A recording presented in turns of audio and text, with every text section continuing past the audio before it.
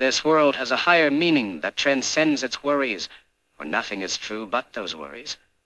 One must live with time and die with it, or else elude it for a greater life. I know that one can compromise and live in the world while believing in the eternal. That is called accepting. But I loathe this term, and want all or nothing. If I choose action, don't think that contemplation is like an unknown country to me. But it cannot give me everything, and deprived of the eternal, I want to ally myself with time. I do not want to put down to my account either nostalgia or bitterness, and I merely want to see clearly. I tell you, tomorrow you will be mobilized. For you and me, that is a liberation. The individual can do nothing, and yet he can do everything. In that wonderful unattached state, you understand why I exalt and crush him at one and the same time. It is the world that pulverizes him, and I who liberate him. I provide him with all his rights. Conquerors know that action is in itself useless. There is but one useful action, that of remaking man and the earth. I shall never remake men, but one must do as if, for the path of struggle leads me to the flesh. Even humiliated, the flesh is my only certainty. I can live only on it. The creature is my native land. This is why I have chosen this absurd and ineffectual effort. This is why I am on the side of the struggle. The epic lends itself to this, as I have said. Hitherto the greatness of a conqueror was geographical. It was measured by the extent of the conquered territories. There is a reason why the word has changed in meaning and has ceased to signify the victorious general. The greatness has changed camp. It lies in protest and the blind alley sacrifice. There, too, it is not through a preference for defeat. Victory would be desirable, but there is but one victory, and it is eternal. That is the one I shall never have. That is where I stumble and cling. A revolution is always accomplished against the gods, beginning with the revolution of Prometheus, the first of modern conquerors. It is man's demands made against his fate. The demands of the poor are but a pretext. Yet I can seize that spirit only in its historical act, and that is where I make contact with it. Don't assume, however, that I take pleasure in it. Opposite the essential contradiction, I maintain my human contradiction. I establish my lucidity in the midst of what negates it. I exalt man before what crushes him. In my freedom, I revolt, and my passion come together then in that tension, that lucidity, and that vast repetition.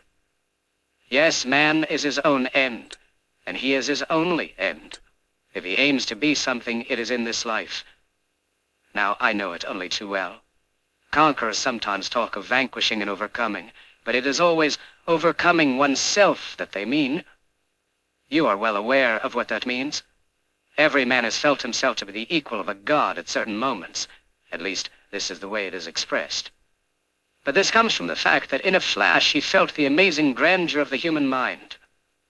The conquerors are merely those among men who are conscious enough of their strength to be sure of living constantly on those heights and fully aware of that grandeur. It is a question of arithmetic, of more or less.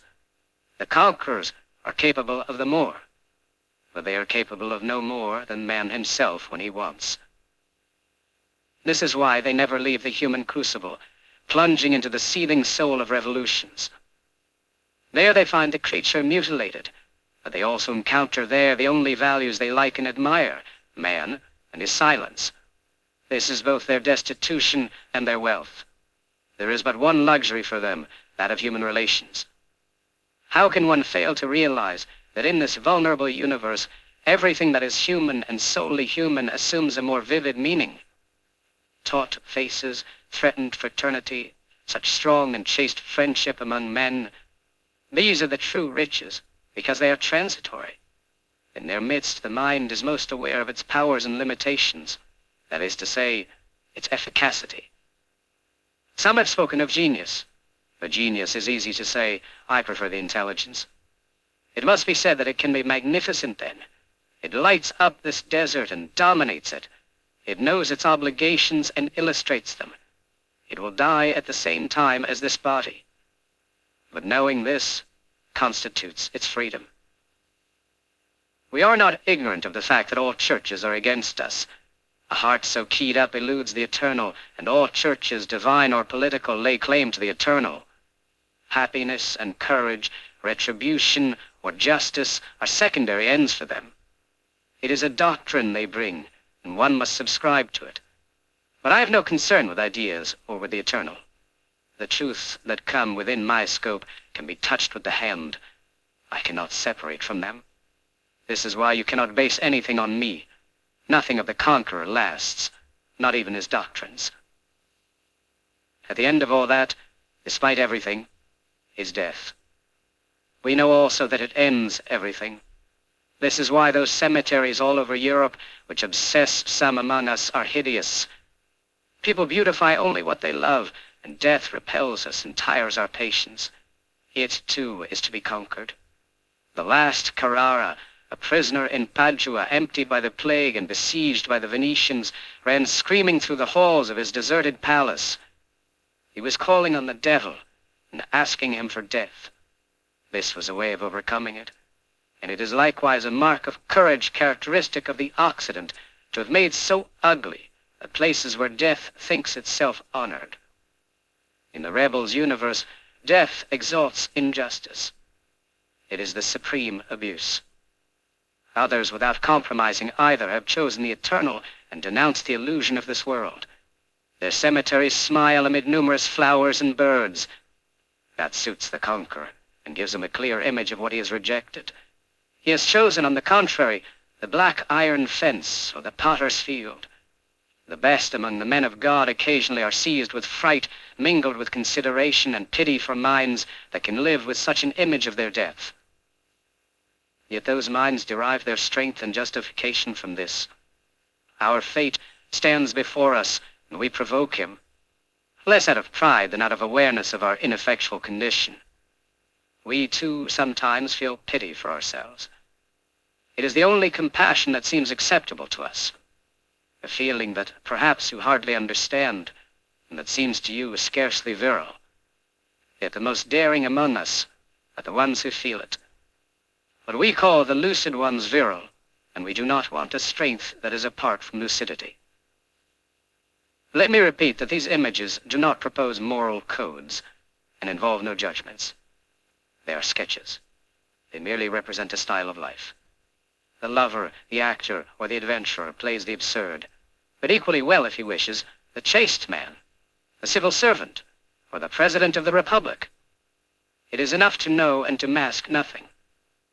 In Italian museums are sometimes found little painted screens that the priest used to hold in front of the face of condemned men to hide the scaffold from them. The leap in all its forms, rushing into the divine or the eternal, surrendering to the illusions of the everyday or of the idea, all these screens hide the absurd. But there are civil servants without screens, and they are the ones of whom I mean to speak. I have chosen the most extreme ones. At this level, the absurd gives them a royal power. It is true that those princes are without a kingdom, but they have this advantage over others. They know that all royalties are illusory. They know that is their whole nobility, and it is useless to speak in relation to them of hidden misfortune or the ashes of disillusion. Being deprived of hope is not despairing. The flames of earth are surely worth celestial perfumes. Neither I nor anyone can judge them here. They are not striving to be better, they are attempting to be consistent. If the term wise man can be applied to the man who lives on what he has without speculating on what he has not, then they are wise men. One of them, a conqueror but in the realm of mind, a Don Juan but of knowledge, an actor but of the intelligence, knows this better than anyone. You nowise deserve a privilege on earth and in heaven for having brought to perfection your dear little meek sheep. You nonetheless continue to be at best a ridiculous dear little sheep with horns and nothing more, even supposing that you do not burst with vanity and do not create a scandal by posing as a judge. In any case, it was essential to restore to the absurd reasoning more cordial examples. The imagination can add many others, inseparable from time and exile, who likewise know how to live in harmony with the universe without future and without weakness. This absurd, godless world is then peopled with men who think clearly and have ceased to hope. And I have not yet spoken of the most absurd character, who is the creator.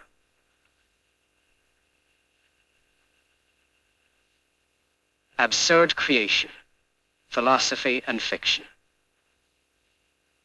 All those lives maintained in the rarefied air of the absurd could not persevere without some profound and constant thought to infuse its strength into them.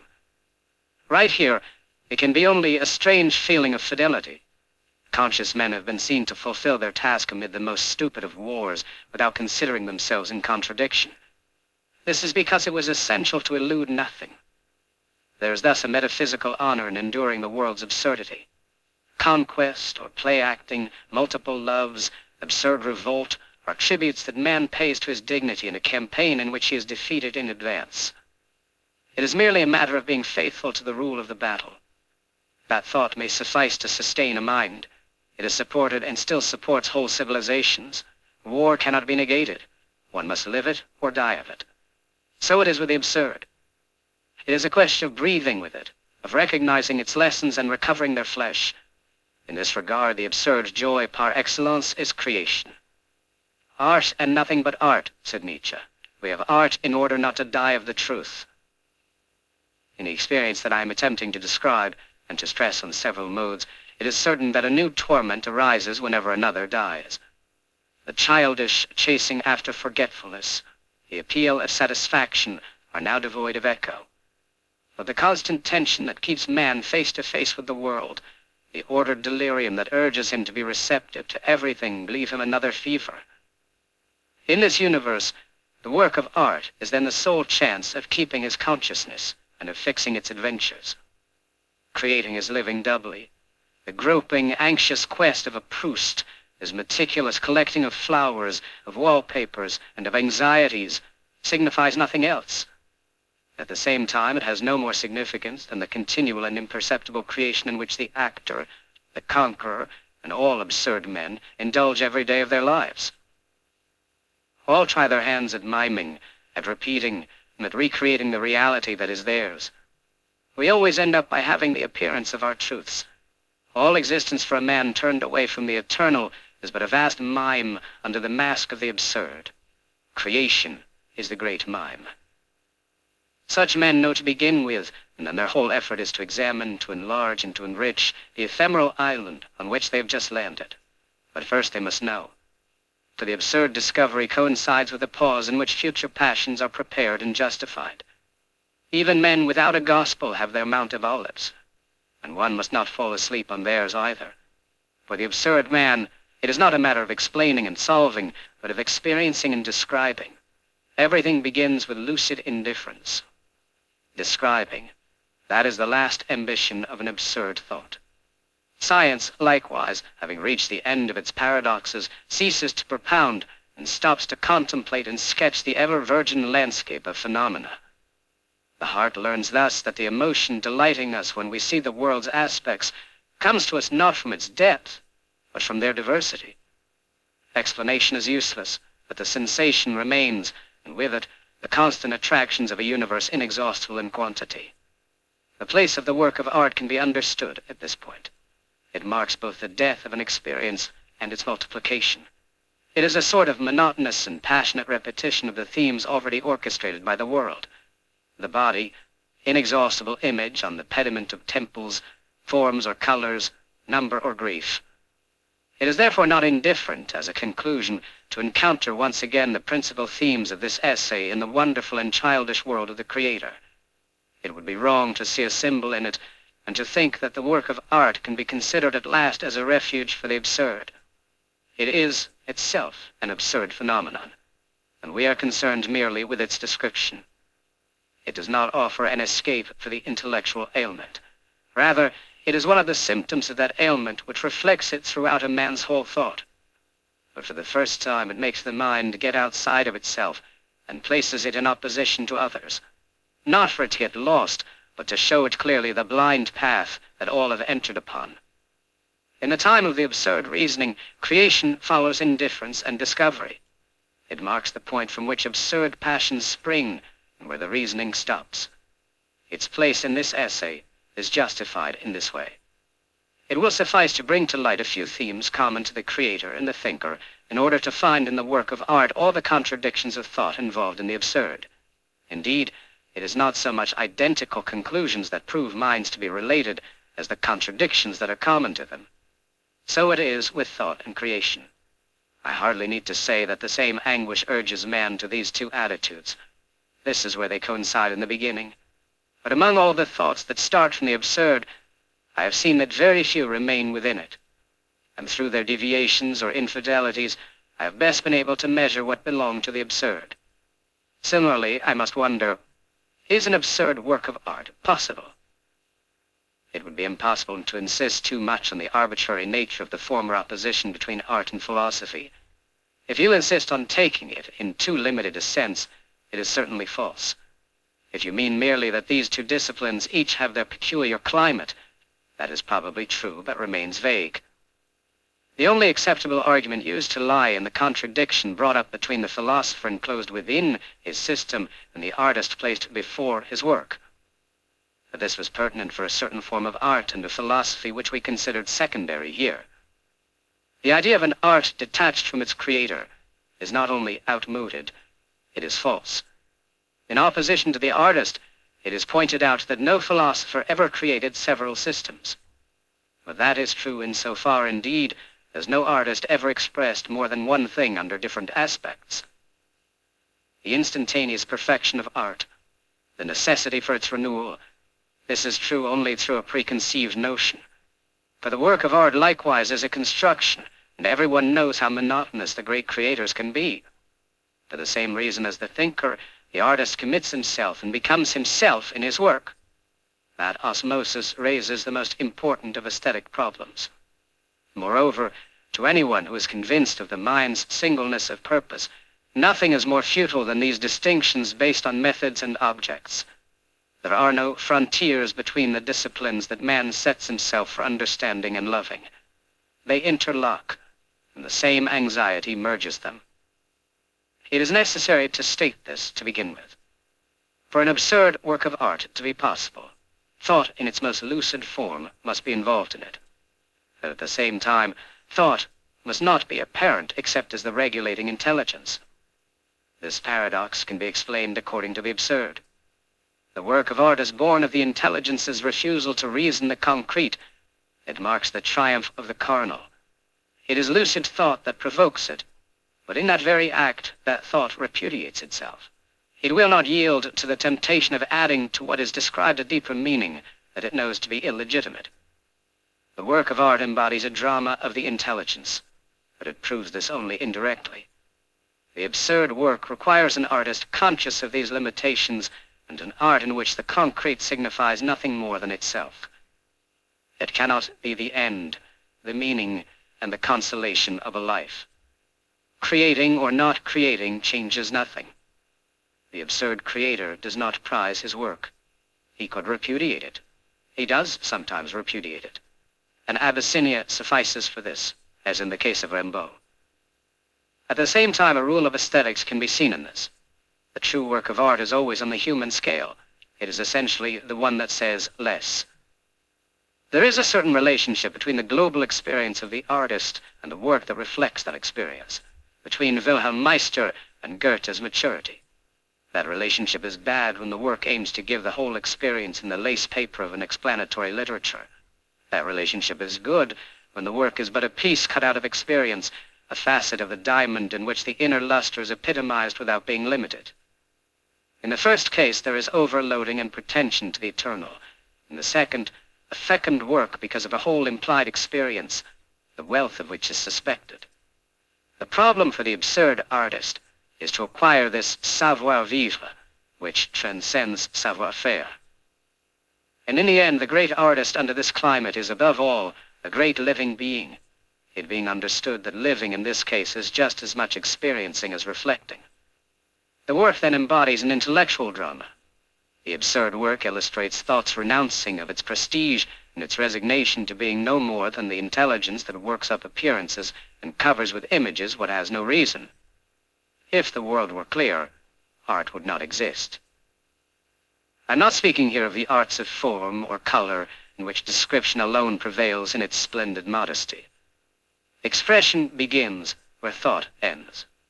Those adolescents with empty eye sockets who people temples and museums, their philosophy has been expressed in gestures. For an absurd man, it is more educative than all libraries. Under another aspect, the same is true for music. If any art is devoid of lessons, it is certainly music. It is too closely related to mathematics not to have borrowed their gratuitousness. That game the mind plays with itself according to set and measured laws takes place in the sonorous compass that belongs to us, and beyond which the vibrations nevertheless meet in an inhuman universe. There is no purer sensation. These examples are too easy. The absurd man recognizes as his own these harmonies and these forms. But I should like to speak here of a work in which the temptation to explain remains greatest, in which illusion offers itself automatically, in which conclusion is almost inevitable. I mean fictional creation. I propose to inquire whether or not the absurd can hold its own there. To think is first of all to create a world, or to limit one's own world, which comes to the same thing. It is starting out from the basic disagreement that separates man from his experience in order to find a common ground according to one's nostalgia. A universe hedged with reasons or lighted up with analogies, but which, in any case, gives an opportunity to rescind the unbearable divorce. The philosopher, even if he is Kant, is a creator. He has his characters, his symbols, and his secret action. He has his plot endings. On the contrary, the lead taken by the novel over poetry and the essay merely represents, despite appearances, a greater intellectualization of the art. Let there be no mistake about it. I'm speaking of the greatest. The fecundity and the importance of a literary form are often measured by the trash it contains. The number of bad novels must not make us forget the value of the best. These, indeed, carry with them their universe. The novel has its logic, its reasonings, its intuition, and its postulates. It also has its requirements of clarity. The classical opposition of which I was speaking above is even less justified in this particular case. It held in the time when it was easy to separate philosophy from its authors. Today, when thought has ceased to lay claim to the universal, when its best history would be that of its repentances, we know that the system, when it is worthwhile, cannot be separated from its author. The ethics itself, in one of its aspects, is but a long and reasoned personal confession. Abstract thought at last returns to its proper flesh. And likewise, the fictional activities of the body and of the passions are regulated a little more according to the requirements of a vision of the world. The writer has given up telling stories and creates his universe. The great novelists are philosophical novelists, that is, the contrary of thesis writers. For instance, Balzac, Sade, Melville, Stendhal, Dostoevsky, Proust, Malraux, Kafka, to cite but a few. But in fact, the preference they have shown for writing in images rather than in reasoned arguments is revelatory of a certain thought that is common to them all, convinced of the uselessness of any principle of explanation and sure of the educative message of perceptible appearance. They consider the work of art both as an end and a beginning. It is the outcome of an often unexpressed philosophy, its illustration and its consummation. But it is complete only through the implications of that philosophy. It justifies at last that variant of an old theme that a little thought estranges from life, whereas much thought reconciles to life. Incapable of refining the real, thought pauses to mimic it. The novel in question is the instrument of that simultaneously relative and inexhaustible knowledge, so like that of love. Of love, fictional creation has the initial wonder and the fecund rumination. These at least are the charms I see in it at the outset. But I saw them likewise in the princes of humiliated thought whose suicides I was later able to witness. What interests me, indeed, is knowing and describing the force that leads them back toward the common path of illusion. The same method will consequently help me here. The fact of having already utilized it will allow me to shorten my argument and to sum it up without delay in a particular example. I want to know whether, accepting a life without appeal, one can also agree to work and create without appeal, and what is the way leading to these liberties. I want to liberate my universe of its phantoms and to people it solely with flesh and blood truths whose presence I cannot deny. I can perform absurd work, choose the creative attitude rather than another. But an absurd attitude, if it is to remain so, must remain aware of its gratuitousness. So it is with the work of art. If the commandments of the absurd are not respected, if the work does not illustrate divorce and revolt, if it sacrifices to illusions and arouses hope, it ceases to be gratuitous. I can no longer detach myself from it. My life may find a meaning in it, but that is trifling. It ceases to be that exercise in detachment and passion which crowns the splendor and futility of a man's life. In a creation in which the temptation to explain is the strongest, can one overcome that temptation? In a fictional world in which awareness of the real world is keenest, can I remain faithful to the absurd without sacrificing to the desire to judge? So many questions to be taken into consideration in a last effort. It must be already clear what they signify. They are the last scruples of an awareness that fears to forsake its initial and difficult lesson in favor of a final illusion. What holds for creation, looked upon as one of the possible attitudes for the man conscious of the absurd, holds for all the styles of life open to him. The conqueror or the actor, the creator or Don Juan, may forget that their exercise in living could not do without awareness of its mad character. One becomes accustomed so quickly. A man wants to earn money in order to be happy, and his whole effort and the best of a life are devoted to the earning of that money. Happiness is forgotten. The means are taken for the end. Likewise, the whole effort of this conqueror will be diverted to ambition, which was but a way toward a greater life. Don Juan, in turn, will likewise yield to his fate, be satisfied with that existence whose nobility is of value only through revolt. For one, it is awareness, and for the other, revolt. In both cases, the absurd has disappeared. There is so much stubborn hope in the human heart. The most destitute men often end up by accepting illusion.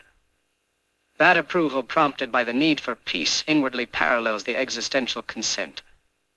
There are thus gods of light and idols of mud, but it is essential to find the middle path leading to the faces of man.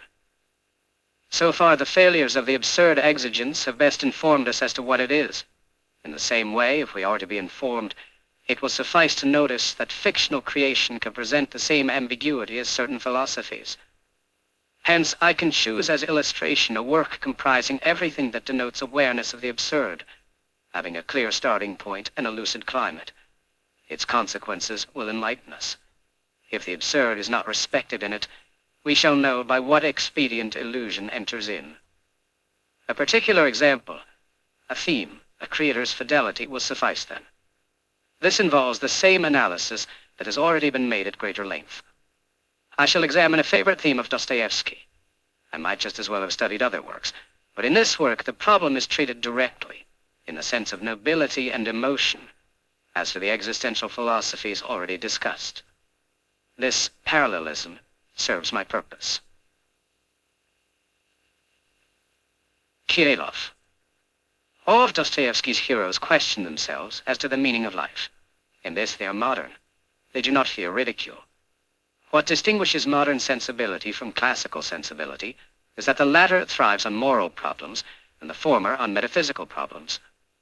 In Dostoevsky's novels, the question is propounded with such intensity that it can only invite extreme solutions. Existence is illusory or it is eternal.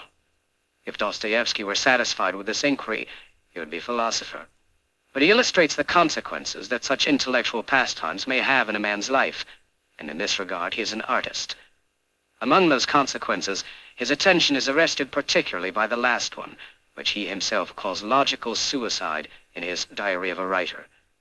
In the installments for December 1876, indeed, he imagines the reasoning of logical suicide. Convinced that human existence is an utter absurdity for anyone without faith in immortality, the desperate man comes to the following conclusions. Since in reply to my questions about happiness, I am told, through the intermediary of my consciousness, that I cannot be happy except in harmony with the great all, which I cannot conceive and shall never be in a position to conceive, it is evident.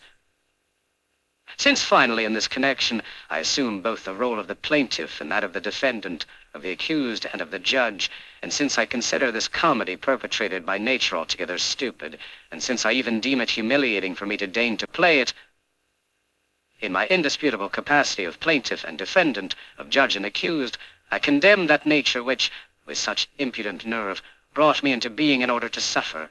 I condemn it to be annihilated with me. There remains a little humor in that position. This suicide kills himself because, on the metaphysical plane, he is vexed. In a certain sense, he is taking his revenge. This is his way of proving that he will not be had. It is known, however, that the same theme is embodied, but with the most wonderful generality, in Kirillov of the Possessed, likewise an advocate of logical suicide. Kirillov the engineer declares somewhere that he was to take his own life because it is his idea. Obviously, the word must be taken in the proper sense. It is for an idea, a thought, that he is getting ready for death. This is the superior suicide. Progressively, in a series of scenes in which Kirillov's mask is gradually illuminated, the fatal thought driving him is revealed to us. The engineer, in fact, goes back to the arguments of the diary. He feels that God is necessary, and that he must exist, but he knows that he does not and cannot exist. "Why do you not realize," he exclaims, "that this is sufficient reason for killing oneself?" That attitude involves likewise for him some of the absurd consequences. Through indifference he accepts letting his suicide be used to the advantage of a cause he despises. "I decided last night that I didn't care." And finally, he prepares his deed with a mixed feeling of revolt and freedom. "I shall kill myself in order to assert my insubordination, my new and dreadful liberty." It is no longer a question of revenge, but of revolt. Kirillov is consequently an absurd character, yet with this essential reservation. He kills himself. But he himself explains this contradiction, and in such a way that at the same time he reveals the absurd secret in all its purity. In truth, he adds to his fatal logic an extraordinary ambition which gives the character its full perspective. He wants to kill himself to become God. The reasoning is classic in its clarity. If God does not exist, Kirillov is God. If God does not exist, Kirillov must kill himself. Kirillov must therefore kill himself to become God. That logic is absurd, but it is what is needed. The interesting thing, however, is to give a meaning to that divinity brought to earth. That amounts to clarifying the premise, if God does not exist, I am God, which still remains rather obscure. It is important to note at the outset that the man who flaunts that mad claim is indeed of this world. He performs his gymnastics every morning to preserve his health. He is stirred by the joy of Shatov recovering his wife. On a sheet of paper to be found after his death, he wants to draw a face sticking out his tongue at them. He is childish and irascible, passionate, methodical, and sensitive. Of the Superman, he has nothing but the logic and the obsession, whereas of man, he has the whole catalogue. Yet it is he who speaks calmly of his divinity. He is not mad, or else Dostoevsky is. Consequently, it is not a megalomaniac's illusion that excites him, and taking the words in their specific sense would, in this instance, be ridiculous. Kirillov himself helps us to understand. In reply to a question from Stavrogin, he makes clear that he is not talking of a God-man.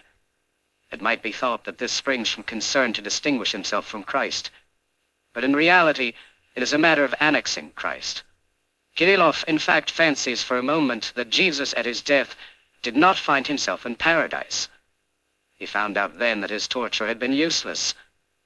The laws of nature, says the engineer, made Christ live in the midst of falsehood and die for a falsehood. Solely in this sense, Jesus indeed personifies the whole human drama. He is the complete man, being the one who realized the most absurd condition. He is not the God-man, but the man-God, and like him, each of us can be crucified and victimized, and is to a certain degree. The divinity in question is therefore altogether terrestrial. For 3 years, says Kirillov, I sought the attribute of my divinity, and I have found it. The attribute of my divinity is independence. Now can be seen the meaning of Kirillov's premise. If God does not exist, I am God. To become God is merely to be free on this earth, not to serve an immortal being. Above all, of course, it is drawing all the inferences from that painful independence. If God exists, all depends on him, and we can do nothing against his will. If he does not exist, everything depends on us. For Kirillov, as for Nietzsche, to kill God is to become God oneself. It is to realize on this earth the eternal life of which the gospel speaks. But if this metaphysical crime is enough for man's fulfillment, why add suicide? Why kill oneself and leave this world after having won freedom? That is contradictory. Kirillov is well aware of this, for he adds, if you feel that, you are a czar, and far from killing yourself, you will live covered with glory. But men in general do not know it. They do not feel that. As in the time of Prometheus, they entertain blind hopes. They need to be shown the way, and cannot do without preaching. Consequently, Kirillov must kill himself out of love for humanity. He must show his brothers a royal and difficult path on which he will be the first. It is a pedagogical suicide. Kirillov sacrifices himself, then. But if he is crucified, he will not be victimized. He remains the man-god, convinced of a death without future, imbued with evangelical melancholy. I, he says, am unhappy because I am obliged to assert my freedom. But once he is dead and men are at last enlightened, this earth will be peopled with czars and lighted up with human glory. Kirillov's pistol shot will be the signal for the last revolution. Thus it is not despair that urges him to death, but love of his neighbor for his own sake. Before terminating in blood an indescribable spiritual adventure, Kirillov makes a remark as old as human suffering. All is well. This theme of suicide in Dostoevsky, then, is indeed an absurd theme. Let us merely note before going on that Kirillov reappears in other characters who themselves set in motion additional absurd themes. Stavrokin and Ivan Karamazov try out the absurd truths in practical life. They are the ones liberated by Kirillov's death. They try their skill at being czars. Stavrokin leads an ironic life, and it is well known in what regard. He arouses hatred around him. And yet the key to the character is found in his farewell letter. I have not been able to detest anything. He is a czar in indifference. Ivan is likewise by refusing to surrender the royal powers of the mind. To those who, like his brother, prove by their lives that it is essential to humiliate oneself in order to believe, he might reply that the condition is shameful. His key word is, everything is permitted, with the appropriate shade of melancholy. Of course, like Nietzsche, the most famous of God's assassins, he ends in madness. But this is a risk worth running, and faced with such tragic ends, the essential impulse of the absurd mind is to ask, what does that prove? Thus, the novels, like the diary, propound the absurd question. They establish logic unto death, exaltation, dreadful freedom, the glory of the czars become human. All is well, everything is permitted, and nothing is hateful. These are absurd judgments. But what an amazing creation in which those creatures of fire and ice seem so familiar to us. The passionate world of indifference that rumbles in their hearts does not seem at all monstrous to us. We recognize in it our everyday anxieties, and probably no one so much as Dostoevsky has managed to give the absurd world such familiar and tormenting charms. Yet what is his conclusion? Two quotations will show the complete metaphysical reversal that leads the writer to other revelations. The argument of the one who commits logical suicide, having provoked protests from the critics, Dostoevsky, in the following installments of the diary, amplifies his position and concludes thus. If faith in immortality is so necessary to the human being that without it he comes to the point of killing himself, it must therefore be the normal state of humanity. Since this is the case, the immortality of the human soul exists without any doubt. Then again in the last pages of his last novel, at the conclusion of that gigantic combat with God, some children ask Alyosha, Karamazov, is it true what religion says, that we shall rise from the dead, and we shall see one another again? And Alyosha answers, certainly, we shall see one another again. We shall joyfully tell one another everything that has happened. Thus, Kirillov, Stavrokin, and Ivan are defeated. The brothers Karamazov replies to the possessed, and it is indeed a conclusion. Alyosha's case is not ambiguous, as is that of Prince Mishkin. Ill, the latter lives in a perpetual present, tinged with smiles and indifference, and that blissful state might be the eternal life of which the prince speaks. On the contrary, Alyosha clearly says, "We shall meet again." There is no longer any question of suicide and of madness. What is the use for anyone who is sure of immortality and of its joys?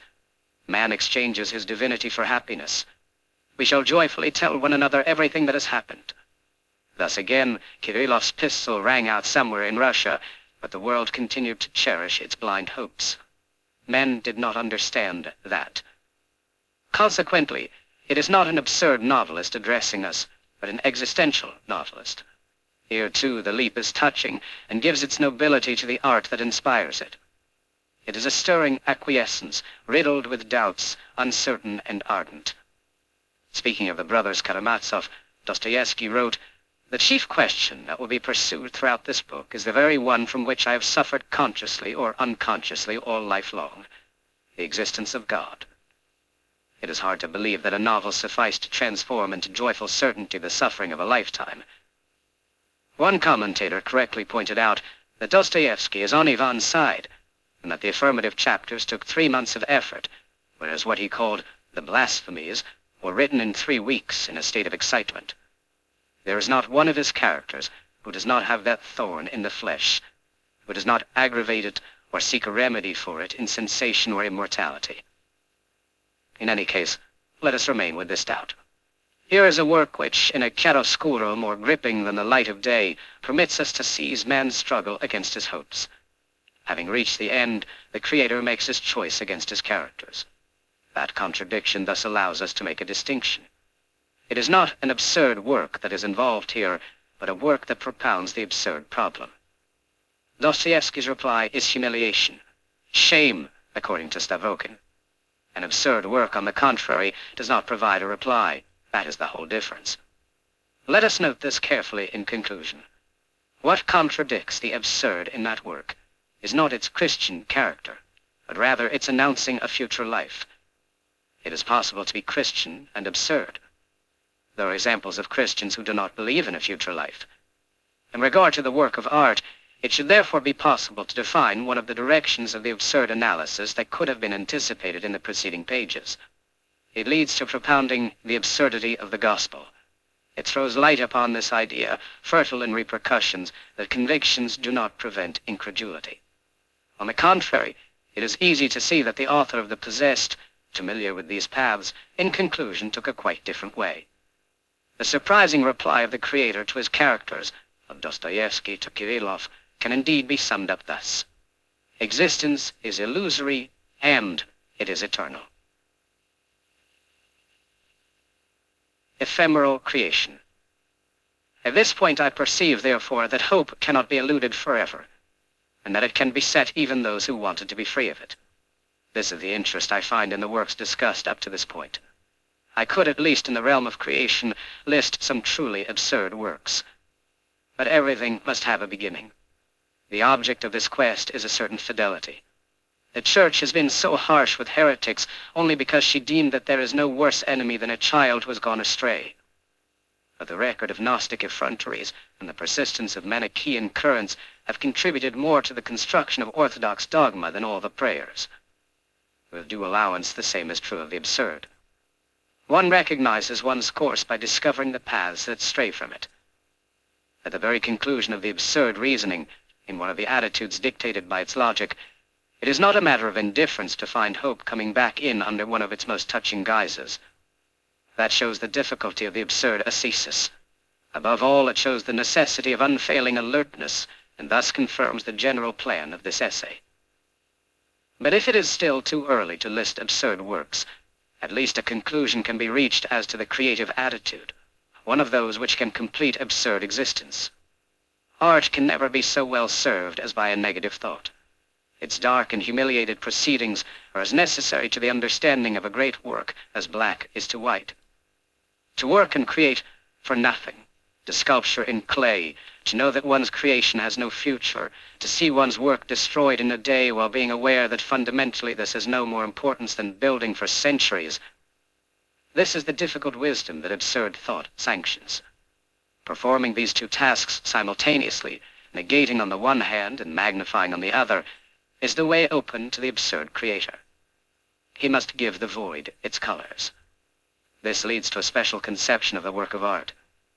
Too often the work of a creator is looked upon as a series of isolated testimonies.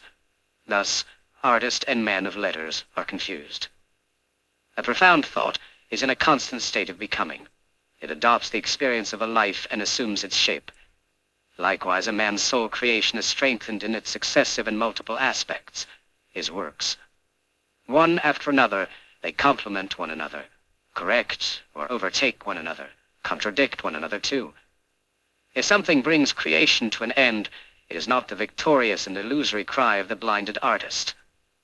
I have said everything, but the death of the creator which closes his experience and the book of his genius. That effort, that superhuman consciousness, are not necessarily apparent to the reader. There is no mystery in human creation. Will performs this miracle. But at least there is no true creation without a secret. To be sure, a succession of works can be but a series of approximations of the same thought. But it is possible to conceive of another type of creator proceeding by juxtaposition.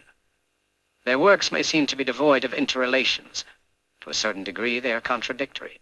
But viewed altogether, they resume their natural grouping. From death, for instance, they derive their definitive significance. They receive their most obvious light from the very life of their author. At the moment of death, the succession of his works is but a collection of failures. But if those failures all have the same resonance, the creator has managed to repeat the image of his own condition, to make the air echo with the sterile secret he possesses. The effort to dominate is considerable here. But human intelligence is up to much more. It will merely indicate clearly the voluntary aspect of creation. Elsewhere, I have brought out the fact that human will had no other purpose than to maintain awareness. But that could not do without discipline. Of all the schools of patience and lucidity, creation is the most effective. It is also the staggering evidence of man's soul dignity. The dogged revolt against his condition, perseverance in an effort considered sterile. It calls for a daily effort, self-mastery, a precise estimate of the limits of truth, measure, and strength. It constitutes an ascesis. All that for nothing, in order to repeat and mark time. But perhaps the great work of art has less importance in itself than in the ordeal it demands of a man and the opportunity it provides him of overcoming his phantoms and approaching a little closer to his naked reality. Let there be no mistake in aesthetics. It is not patient inquiry, the unceasing sterile illustration of a thesis that I am calling for here. Quite the contrary, if I have made myself clearly understood. The thesis novel, the work that proves, the most hateful of all, is the one that most often is inspired by a smug thought. You demonstrate the truth you feel sure of possessing. But those are ideas one launches, and ideas are the contrary of thought. Those creators are philosophers, ashamed of themselves. Those I am speaking of, or whom I imagine, are, on the contrary, lucid thinkers. At a certain point where thought turns back on itself, they raise up the images of their works like the obvious symbols of a limited, mortal, and rebellious thought. They perhaps prove something. But those proofs are ones that the novelists provide for themselves rather than for the world in general. The essential is that the novelists should triumph in the concrete, and that this constitute their nobility. This wholly carnal triumph has been prepared for them by a thought in which abstract powers have been humiliated. When they are completely so, at the same time the flesh makes the creation shine forth in all its absurd luster. After all, ironic philosophies produce passionate works. Any thought that abandons unity glorifies diversity, and diversity is the home of art. The only thought to liberate the mind is that which leaves it alone, certain of its limits and of its impending end. No doctrine tempts it. It awaits the ripening of the work and of life. Detached from it, the work will once more give a barely muffled voice to a soul forever freed from hope. Or it will give voice to nothing if the creator, tired of his activity, intends to turn away. That is equivalent. Thus I ask of absurd creation what I required from thought. revolt, freedom, and diversity. Later on, it will manifest its utter futility. In that daily effort in which intelligence and passion mingle and delight each other, the absurd man discovers a discipline that will make up the greatest of his strengths. The required diligence, the doggedness, and lucidity thus resemble the conqueror's attitude. To create is likewise to give a shape to one's fate. For all these characters, their work defines them at least as much as it is defined by them. The actor taught us this. There is no frontier between being and appearing. Let me repeat, none of this has any real meaning. On the way to that liberty, there is still a progress to be made. The final effort for these related minds, creator or conqueror, is to manage to free themselves also from their undertakings. Succeed in granting that the very work, whether it be conquest, love, or creation, may well not be. Consummate thus the utter futility of any individual life. Indeed, that gives them more freedom in the realization of that work, just as becoming aware of the absurdity of life authorize them to plunge into it with every excess. All that remains is a fate whose outcome alone is fatal. Outside of that single fatality of death, everything, joy or happiness, is liberty. A world remains of which man is the sole master. What bound him was the illusion of another world, the outcome of his thought, ceasing to be renunciatory flowers in images. It frolics in myths, to be sure, but myths with no other depth than that of human suffering, and like it, inexhaustible. Not the divine fable that amuses and blinds, but the terrestrial face, gesture, and drama in which are summed up a difficult wisdom and an ephemeral passion.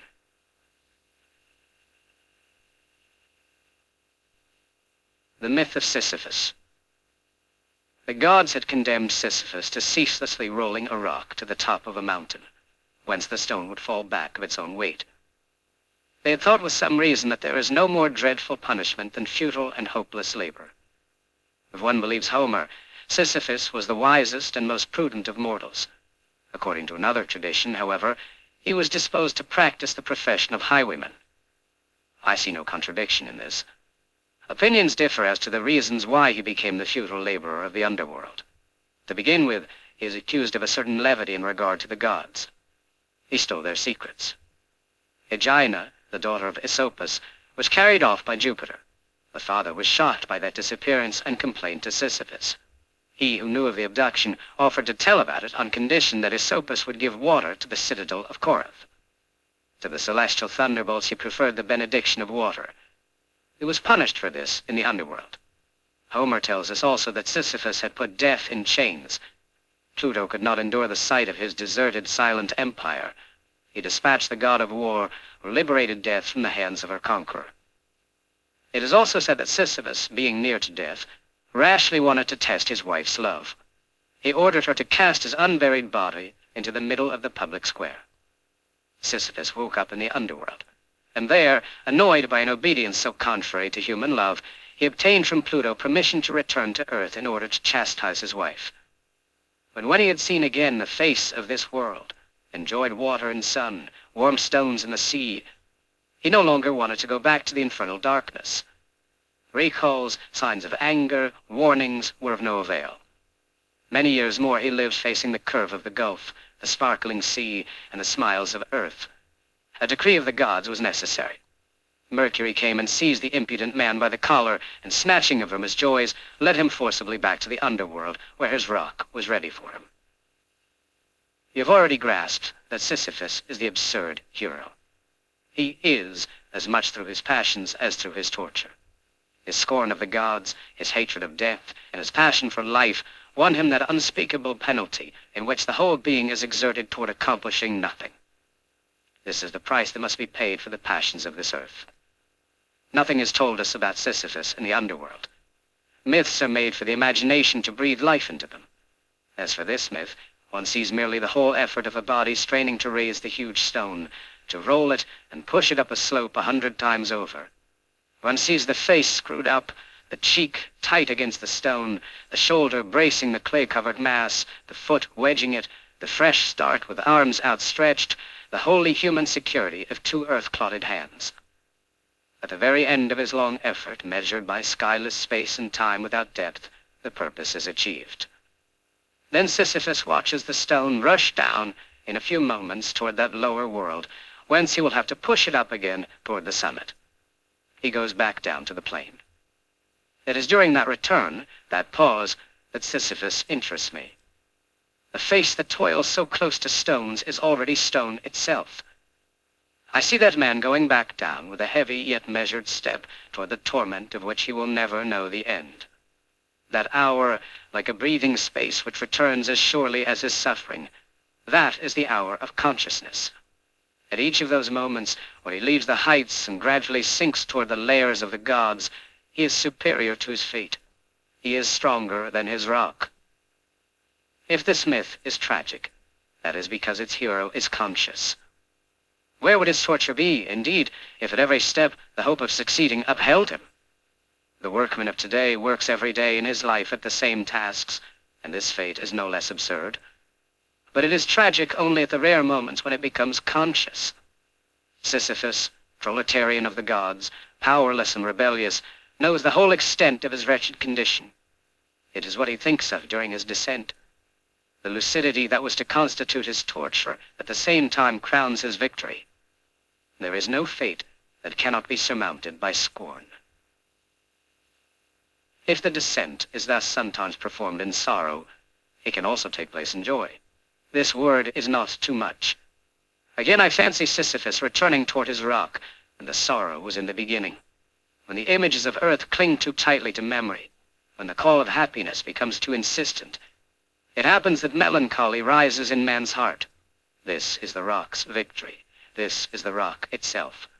The boundless grief is too heavy to bear. These are our nights of Gethsemane. But crushing truths perish from being acknowledged. Thus Oedipus at the outset obeys fate without knowing it. But from the moment he knows, his tragedy begins. Yet at the same moment, blind and desperate, he realizes that the only bond linking him to the world is the cool hand of a girl. Then a tremendous remark rings out, "Despite so many ordeals, my advanced age and the nobility of my soul make me conclude that all is well." Sophocles' Oedipus, like Dostoevsky's Kirillov, thus gives the recipe for the absurd victory. Ancient wisdom confirms modern heroism. One does not discover the absurd without being tempted to write a manual of happiness. What? By such narrow ways? There is but one world, however. Happiness and the absurd are two sons of the same earth. They are inseparable. It would be a mistake to say that happiness necessarily springs from the absurd discovery. It happens as well that the feeling of the absurd springs from happiness. "I conclude that all is well," says Oedipus, and that remark is sacred. It echoes in the wild and limited universe of man. It teaches that all is not, has not been, exhausted. It drives out of this world a God who would come into it with dissatisfaction and a preference for futile sufferings. It makes of fate a human matter, which must be settled among men. All Sisyphus' silent joy is contained therein. His fate belongs to him. His rock is his thing. Likewise, the absurd man, when he contemplates his torment, silences all the idols. In the universe suddenly restored to its silence, the myriad wondering little voices of the earth rise up. Unconscious, secret calls, invitations from all the faces, they are the necessary reverse and price of victory. There is no sun without shadow, and it is essential to know the night. The absurd man says yes, and his effort will henceforth be unceasing. If there is a personal fate, there is no higher destiny, or at least there is but one which he concludes is inevitable and despicable. For the rest, he knows himself to be the master of his days.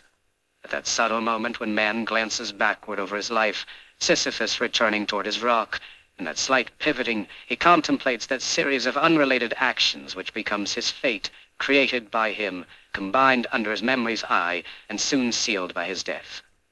Thus convinced of the wholly human origin of all that is human, a blind man eager to see who knows that the night has no end, he is still on the go. The rock is still rolling.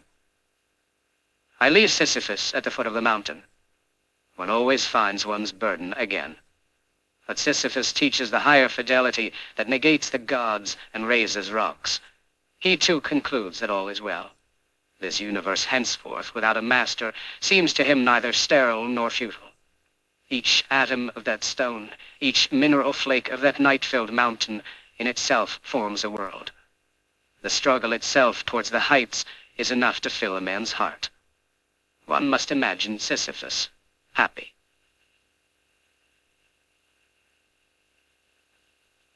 Appendix: Hope and the absurd in the work of Franz Kafka. The whole art of Kafka consists in forcing the reader to reread. His endings, or his absence of endings, suggest explanations which, however, are not revealed in clear language, but before they seem justified, require that the story be reread from another point of view. Sometimes there is a double possibility of interpretation, whence appears the necessity for two readings. This is what the author wanted. But it would be wrong to try to interpret everything in Kafka in detail. A symbol is always in general, and however precise its translation, an artist can restore to it only its movement. There is no word-for-word rendering. Moreover, nothing is harder to understand than a symbolic work. A symbol always transcends the one who makes use of it, and makes him say in reality more than he is aware of expressing. In this regard, the surest means of getting hold of it is not to provoke it, to begin the work without a preconceived attitude, and not to look for its hidden currents.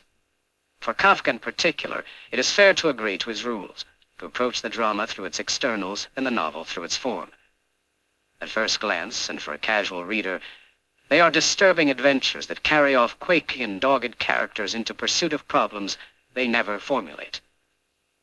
In The Trial, Joseph K. is accused, but he doesn't know of what. He is doubtless eager to defend himself, but he doesn't know why. The lawyers find his case difficult.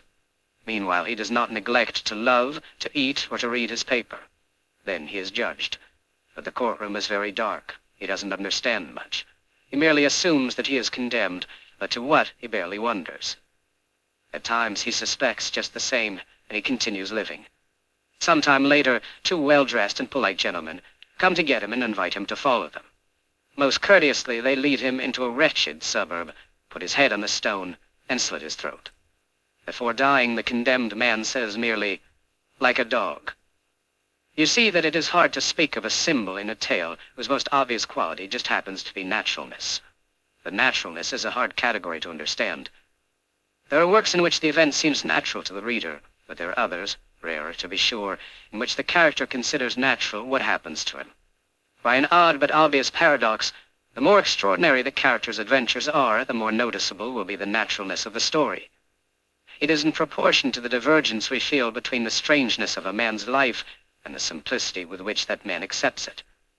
It seems that this naturalness is Kafka's, and precisely one is well aware what The Trial means. People have spoken of an image of the human condition, to be sure. Yet it is both simpler and more complex. I mean that the significance of the novel is more particular and more personal to Kafka. To a certain degree, he is the one who does the talking, even though it is me he confesses. He lives, and he is condemned. He learns this on the first pages of the novel he is pursuing in this world, and if he tries to cope with this, he nonetheless does so without surprise. He will never show sufficient astonishment at this lack of astonishment. It is by such contradictions that the first signs of the absurd work are recognized. The mind projects into the concrete its spiritual tragedy, and it can do so solely by means of a perpetual paradox which confers on colors the power to express the void, and on daily gestures the strength to translate eternal ambitions. Likewise, the castle is perhaps a theology and action, but it is first of all the individual adventure of a soul in quest of its grace, of a man who asks of this world's objects their royal secret, and of women the signs of the god that sleeps in them. Metamorphosis, in turn, certainly represents the horrible imagery of an ethic of lucidity. But it is also the product of that incalculable amazement man feels at being conscious of the beast he becomes effortlessly. In this fundamental ambiguity lies Kafka's secret. These perpetual oscillations between the natural and the extraordinary, the individual and the universal, the tragic and the everyday, the absurd and the logical, are found throughout his work, and give it both its resonance and its meaning. These are the paradoxes that must be enumerated, the contradictions that must be strengthened, in order to understand the absurd work. A symbol indeed assumes two planes, two worlds of ideas and sensations, and a dictionary of correspondences between them. This lexicon is the hardest thing to draw up. But awaking to the two worlds brought face to face is tantamount to getting on the trail of their secret relationships. In Kafka, these two worlds are that of everyday life on the one hand, and on the other, that of supernatural anxiety. It seems that we are witnessing here an interminable exploitation of Nietzsche's remark, "Great problems are in the street." There is in the human condition, and this is a commonplace of all literatures, a basic absurdity as well as an implacable nobility. The two coincide, as is natural. Both of them are represented, let me repeat, in a ridiculous divorce, separating our spiritual excesses and the ephemeral joys of the body. The absurd thing is that it should be the soul of this body which it transcends so inordinately. Whoever would like to represent this absurdity must give it life in a series of parallel contrasts. Thus it is that Kafka expresses tragedy by the everyday and the absurd by the logical. An actor lends more force to a tragic character the more careful he is not to exaggerate it. If he is moderate, the horror he inspires will be immoderate. In this regard, Greek tragedy is rich in lessons. In a tragic work, fate always makes itself felt better in the guise of logic and naturalness. Oedipus's fate is announced in advance. It is decided supernaturally that he will commit the murder and the incest. The drama's whole effort is to show the logical system which, from deduction to deduction, will crown the hero's misfortune, merely to announce to us that uncommon fate is scarcely horrible, because it is improbable. But if its necessity is demonstrated to us in the framework of everyday life, society, state, familiar emotion, then the horror is hallowed. In that revolt that shakes man and makes him say, "That is not possible," there is an element of desperate certainty that that can be. This is the whole secret of Greek tragedy, or at least one of its aspects. For there is another which, by a reverse method, would help us to understand Kafka better. The human heart has a tiresome tendency to label as fate only what crushes it. But happiness, likewise, in its way, is without reason, since it is inevitable. Modern man, however, takes the credit for him himself, when he doesn't fail to recognize it. Much could be said on the contrary about the privileged fates of Greek tragedy and those favored in legend who, like Ulysses, in the midst of the worst adventures, are saved from themselves. It was not so easy to return to Ithaca. What must be remembered in any case is that secret complicity that joins the logical and the everyday to the tragic. That is why Samsa, the hero of Metamorphosis, is a traveling salesman. This is why the only thing that disturbs him in the strange adventure that makes a vermin of him is that his boss will be angry at his absence. Legs and feelers grow out on him, his spine arches up, white spots appear on his belly, and I shall not say that this does not astonish him, for the effect would be spoiled, but it causes him a slight annoyance. The whole art of Kafka is in that distinction. In his central work, The Castle, the details of everyday life stand out. And yet in that strange novel in which nothing concludes and everything begins over again, it is the essential adventure of a soul in quest of its grace that is represented. That translation of the problem into action, that coincidence of the general and the particular, are recognized likewise in the little artifices that belong to every great creator. In The Trial, the hero might have been named Schmidt, or Franz Kafka, but he is named Joseph K. He is not Kafka, and yet he is Kafka. He is an average European. He is like everybody else, but he is also the entity K, who is the X of this flesh and blood equation. Likewise, if Kafka wants to express the absurd, he will make use of consistency. You know the story of the crazy man who was fishing in a bathtub.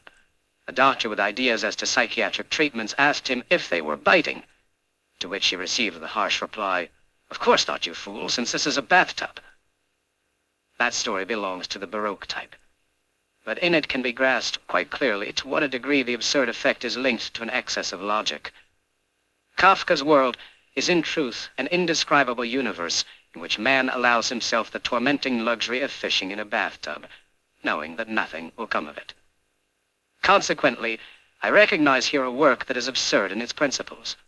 As for The Trial, for instance, I can indeed say that it is a complete success. Flesh wins out. Nothing is lacking, neither the unexpressed revolt, but it is what is writing, nor lucid and mute despair, but it is what is creating, nor that amazing freedom of manner which the characters of the novel exemplify until their ultimate death. Yet this world is not so closed as it seems. Into this universe devoid of progress, Kafka is going to introduce hope in a strange form. In this regard, the trial and the castle do not follow the same direction. They complement each other. The barely perceptible progression from one to the other represents a tremendous conquest in the realm of evasion. The trial propounds a problem which the castle, to a certain degree, solves. The first describes according to a quasi-scientific method and without concluding. The second, to a certain degree, explains.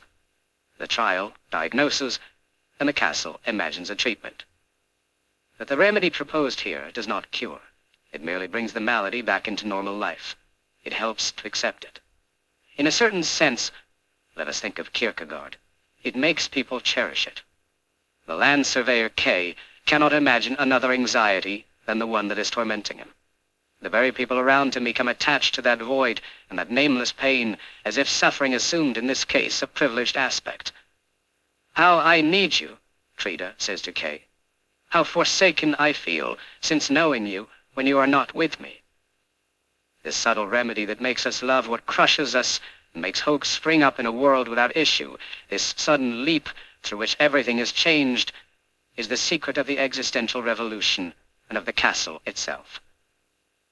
Few works are more rigorous in their development than the castle. K is named land surveyor to the castle, and he arrives in the village. But from the village to the castle, it is impossible to communicate.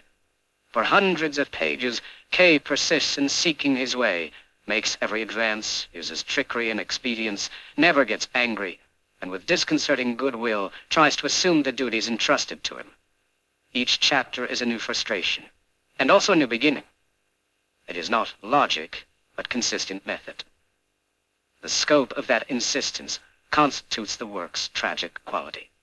When K telephones to the castle, he hears confused, mingled voices, vague laughs, distant invitations. That is enough to feed his hope, like those few signs appearing in summer skies, or those evening anticipations which make up our reason for living. Here is found the secret of the melancholy peculiar to Kafka. The same, in truth, that is found in Proust's work, or in the landscape of Plotinus. A nostalgia for a lost paradise. I become very sad, says Olga, when Barnabas tells me in the morning that he is going to the castle. That probably futile trip, that probably wasted day, that probably empty hope. Probably. On this implication, Kafka gambles his entire work. But nothing avails. The quest of the eternal here is meticulous. And those inspired automata, Kafka's characters, provide us with a precise image of what we should be if we were deprived of our distractions and utterly consigned to the humiliations of the divine. In the castle, that surrender to the everyday becomes an ethic. The great hope of K is to get the castle to adopt him. Unable to achieve this alone, his whole effort is to deserve this favor by becoming an inhabitant of the village, by losing the status of foreigner that everyone makes him feel. What he wants is an occupation, a home, the life of a healthy, normal man. He can't stand his madness any longer. He wants to be reasonable. He wants to cast off the peculiar curse that makes him a stranger to the village. The episode of Frida is significant in this regard. If he takes as his mistress this woman who is known one of the castle's officials, this is because of her past. He derives from her something that transcends him, while being aware of what makes her forever unworthy of the castle. This makes one think of Kierkegaard's strange love for Regina Olsen. In certain men, the fire of eternity consuming them is great enough for them to burn in it the very heart of those closest to them. The fatal mistake that consists in giving to God what is not God's is likewise the subject of this episode of the castle. But for Kafka, it seems that this is not a mistake. It is a doctrine and a leap. There is nothing that is not God's. Even more significant is the fact that the land surveyor breaks with Frida in order to go toward the Barnabas sisters. For the Barnabas family is the only one in the village that is utterly forsaken by the castle and by the village itself. Amalia, the elder sister, has rejected the shameful propositions made her by one of the castle's officials. The immoral curse that followed has forever cast her out from the love of God. Being incapable of losing one's honor for God amounts to making oneself unworthy of His grace. You recognize a theme familiar to existential philosophy: truth contrary to morality. At this point, things are far-reaching. For the path pursued by Kafka's hero, from Frida to the Barnabas sisters, is the very one that leads from trusting love to the deification of the absurd. Here again, Kafka's thought runs parallel to Kierkegaard. It is not surprising that the Barnabas story is placed at the end of the book. The land surveyor's last attempt is to recapture God through what negates Him, to recognize Him not according to our categories of goodness and beauty, but behind the empty and hideous aspects of His indifference, of His injustice, and of His hatred. That stranger who asks the castle to adopt him is at the end of his voyage a little more exiled, because this time he is unfaithful to himself, forsaking morality, logic, and intellectual truths in order to try to enter, endowed solely with his mad hope, a desert of divine grace. The word hope used here is not ridiculous. On the contrary, the more tragic the condition described by Kafka, the firmer and more aggressive that hope becomes. The more truly absurd the trial is, the more moving and illegitimate the impassioned leap of the castle seems.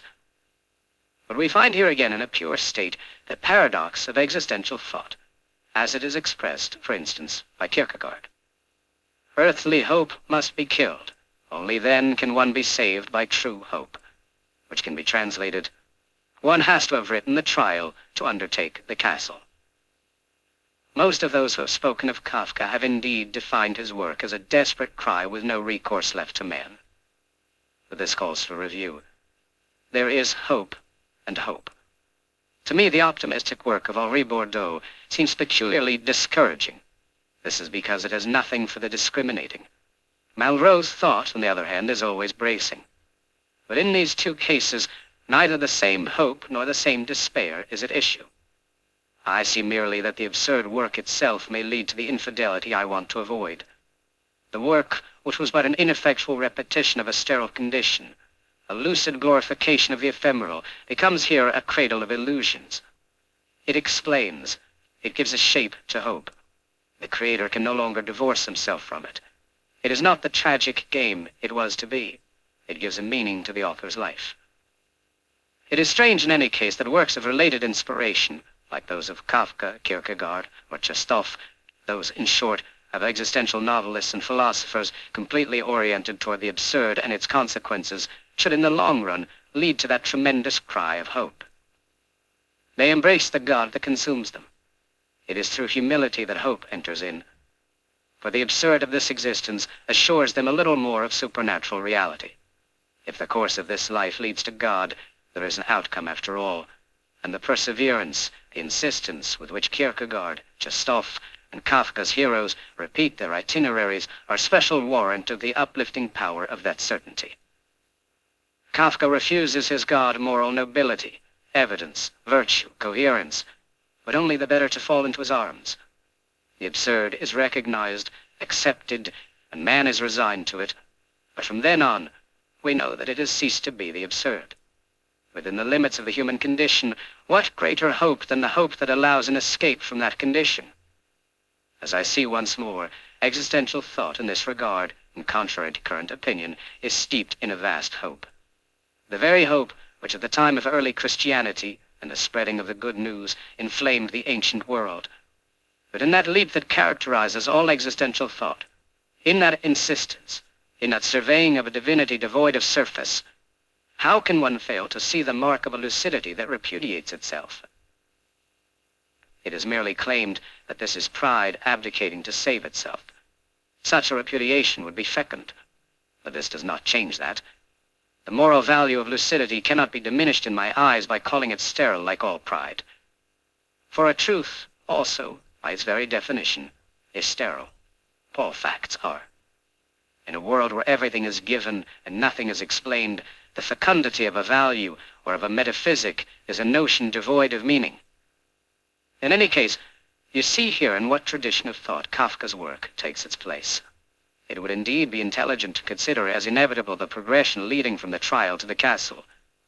Joseph K. and the land surveyor K. are merely two poles that attract Kafka. I shall speak like him and say that his work is probably not absurd.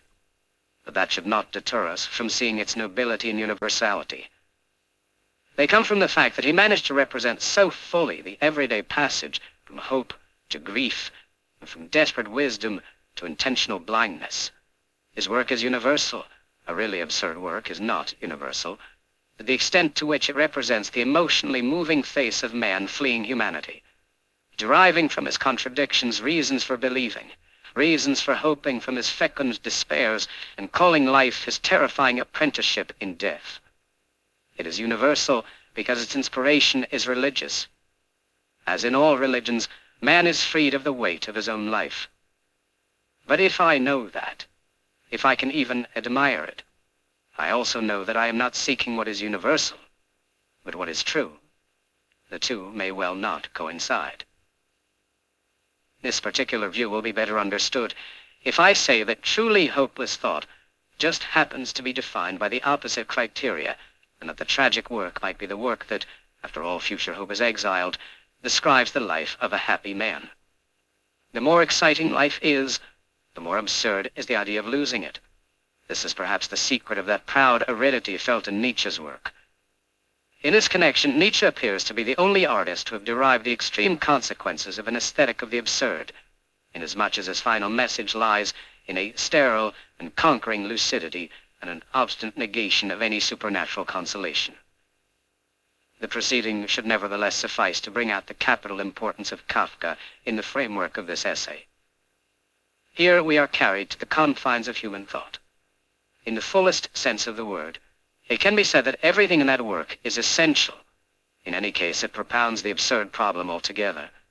If one wants to compare these conclusions with our initial remarks, the content with the form, the secret meaning of the castle with the natural art in which it is molded, K's passionate, proud quest with the everyday setting against which it takes place, then one will realize what may be its greatness. For if nostalgia is the mark of the human, perhaps no one has given such flesh and volume to these phantoms of regret.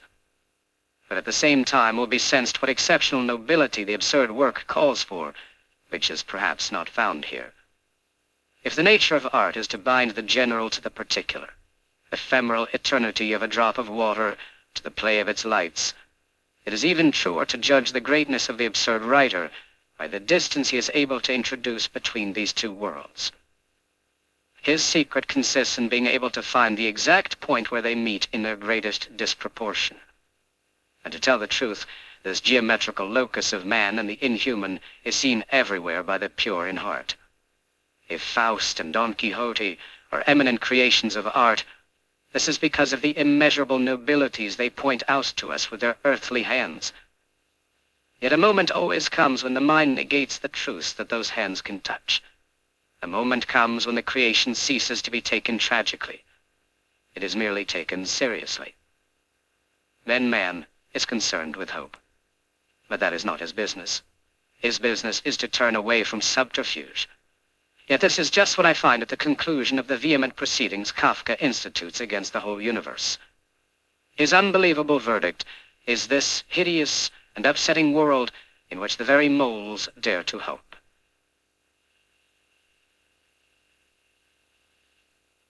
Summer in Algiers, for Jacques Hugo.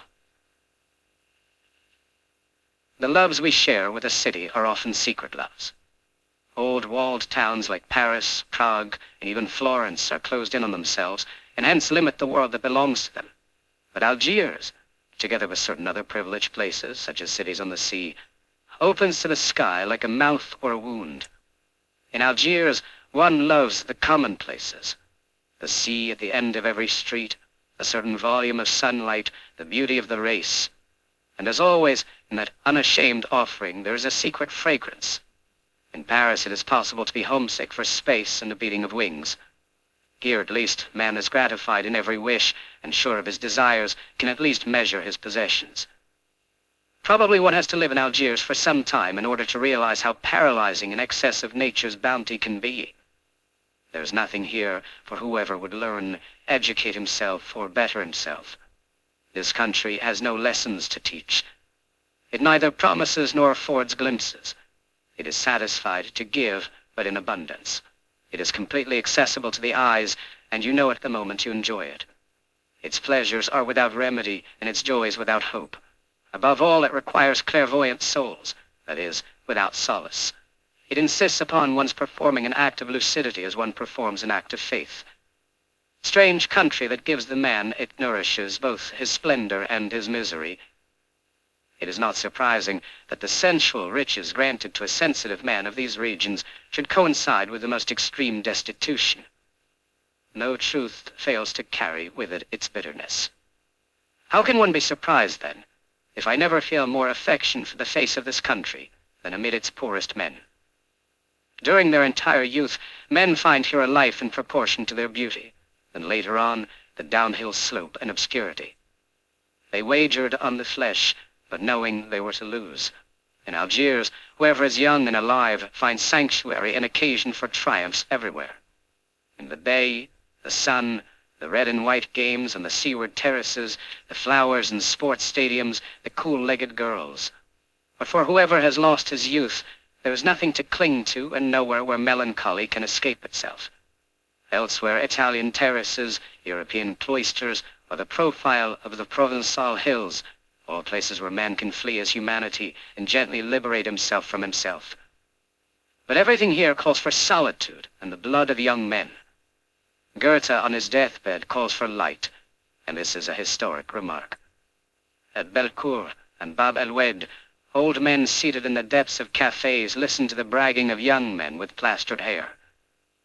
Summer betrays these beginnings and ends to us in Algiers. During those months the city is deserted, but the poor remain, and the sky. We join the former as they go down toward the harbor and man's treasures. Warmth of the water and the brown bodies of women. In the evening, sated with such wealth, they return to the oilcloth and kerosene lamp that constitute the whole setting of their life. In Algiers, no one says, go for a swim, but rather indulge in a swim. The implications are clear. People swim in the harbor and go to rest on the buoys.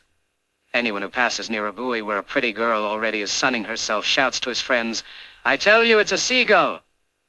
These are healthy amusements. They must obviously constitute the ideal of these youths, since most of them continue the same life in the winter, undressing every day at noon for a frugal lunch in the sun. Not that they have read the boring sermons of the nudists, those Protestants of the flesh. Theirs a theory of the body quite as tiresome as that of the mind. But they are simply comfortable in the sunlight. The importance of this custom for our epoch can never be overestimated. For the first time in 2,000 years, the body has appeared naked on beaches. For 20 centuries, men have striven to give decency to Greek insolence and naivete, to diminish the flesh and complicate dress. Today, despite that history, young men running on Mediterranean beaches repeat the gestures of the athletes of Delos. And living thus among bodies and through one's body, one becomes aware that it has its connotations, its life, and, to risk nonsense, a psychology of its own. The body's evolution, like that of the mind, has its history, its vicissitudes, its progress, and its deficiency. With this distinction, however, color.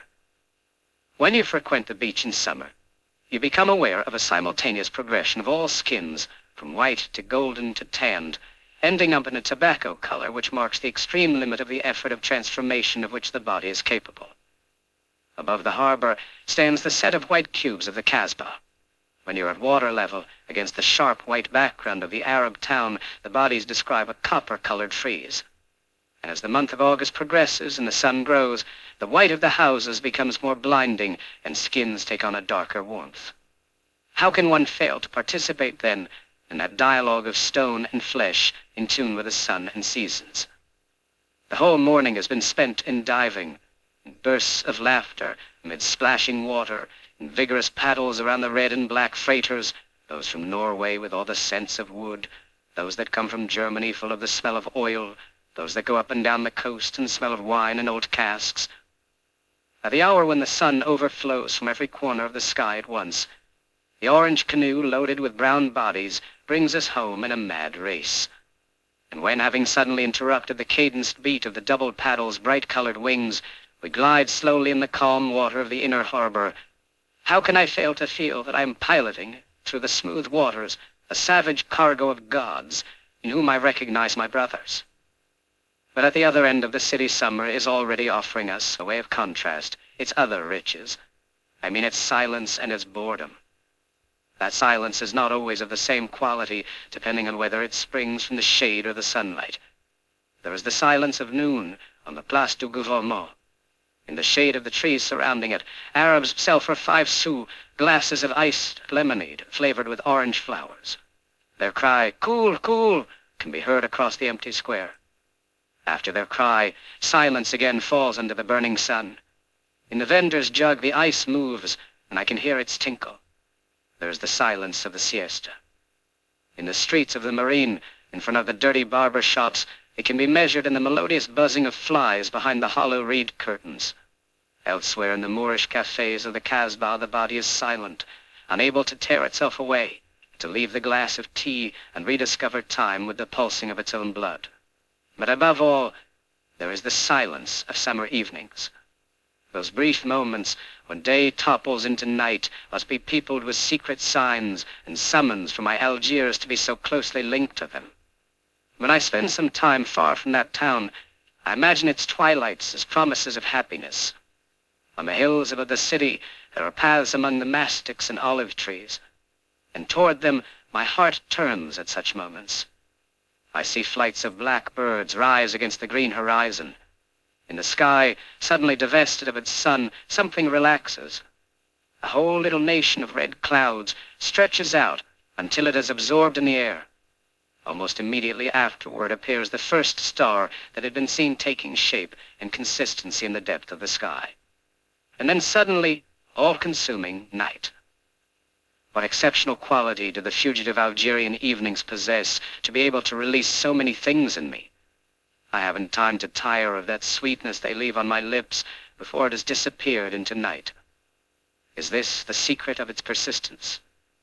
This country's affection is overwhelming and furtive, but during the moment it is present, one's heart at least surrenders completely to it. At Padovani Beach, the dance hall is open every day. And in that huge rectangular box, with its entire side open to the sea, the poor young people of the neighborhood dance until evening. Often I used to await there a moment of exceptional beauty. During the day, the hall is protected by sloping wooden awnings. When the sun goes down, they are raised. Then the hall is filled with an odd green light born of the double shell of the sky and the sea. When one is seated far from the windows, one sees only the sky, and silhouetted against it, the faces of the dancers passing in succession. Sometimes a waltz is being played, and against the green background, the black profiles whirl obstinately like those cut-out silhouettes that are attached to a phonograph's turntable. Night comes rapidly after this, and with it, the lights. But I am unable to relate the thrill and secrecy that subtle instant holds for me. I recall at least a magnificent tall girl who had danced all afternoon. She was wearing a jasmine garland on her tight blue dress, wet with perspiration from the small of her back to her legs. She was laughing as she danced and throwing back her head. As she passed the tables, she left behind her a mingled scent of flowers and flesh. When evening came, I could no longer see her body pressed tight to her partner, but against the sky whirled alternating spots of white jasmine and black hair, and when she would throw back her swelling breast, I would hear her laugh and see her partner's profile suddenly plunge forward. I owe to such evenings the idea I have of innocence.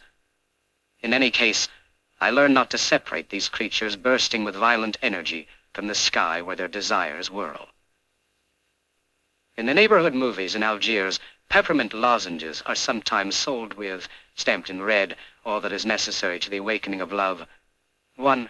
Questions. When will you marry me? Do you love me? And 2. Replies. Madly, next spring. After having prepared the way, you pass them to your neighbor, who answers likewise, or else turns a deaf ear. At Belcourt, marriages have been arranged this way, and whole lives been pledged by the mere exchange of peppermint lozenges. And this really depicts the childlike people of this region. The distinguishing mark of youth is perhaps a magnificent vocation for facile joys. But above all, it is a haste to live that borders on waste. At Belcourt, as at Bab-el-Oued, people get married young. They go to work early, and in 10 years exhaust the experience of a lifetime. A 30-year-old workman has already played all the cards in his hand. He awaits the end between his wife and his children. His joys have been sudden and merciless, as has been his life. One realizes that he is born of this country where everything is given to be taken away.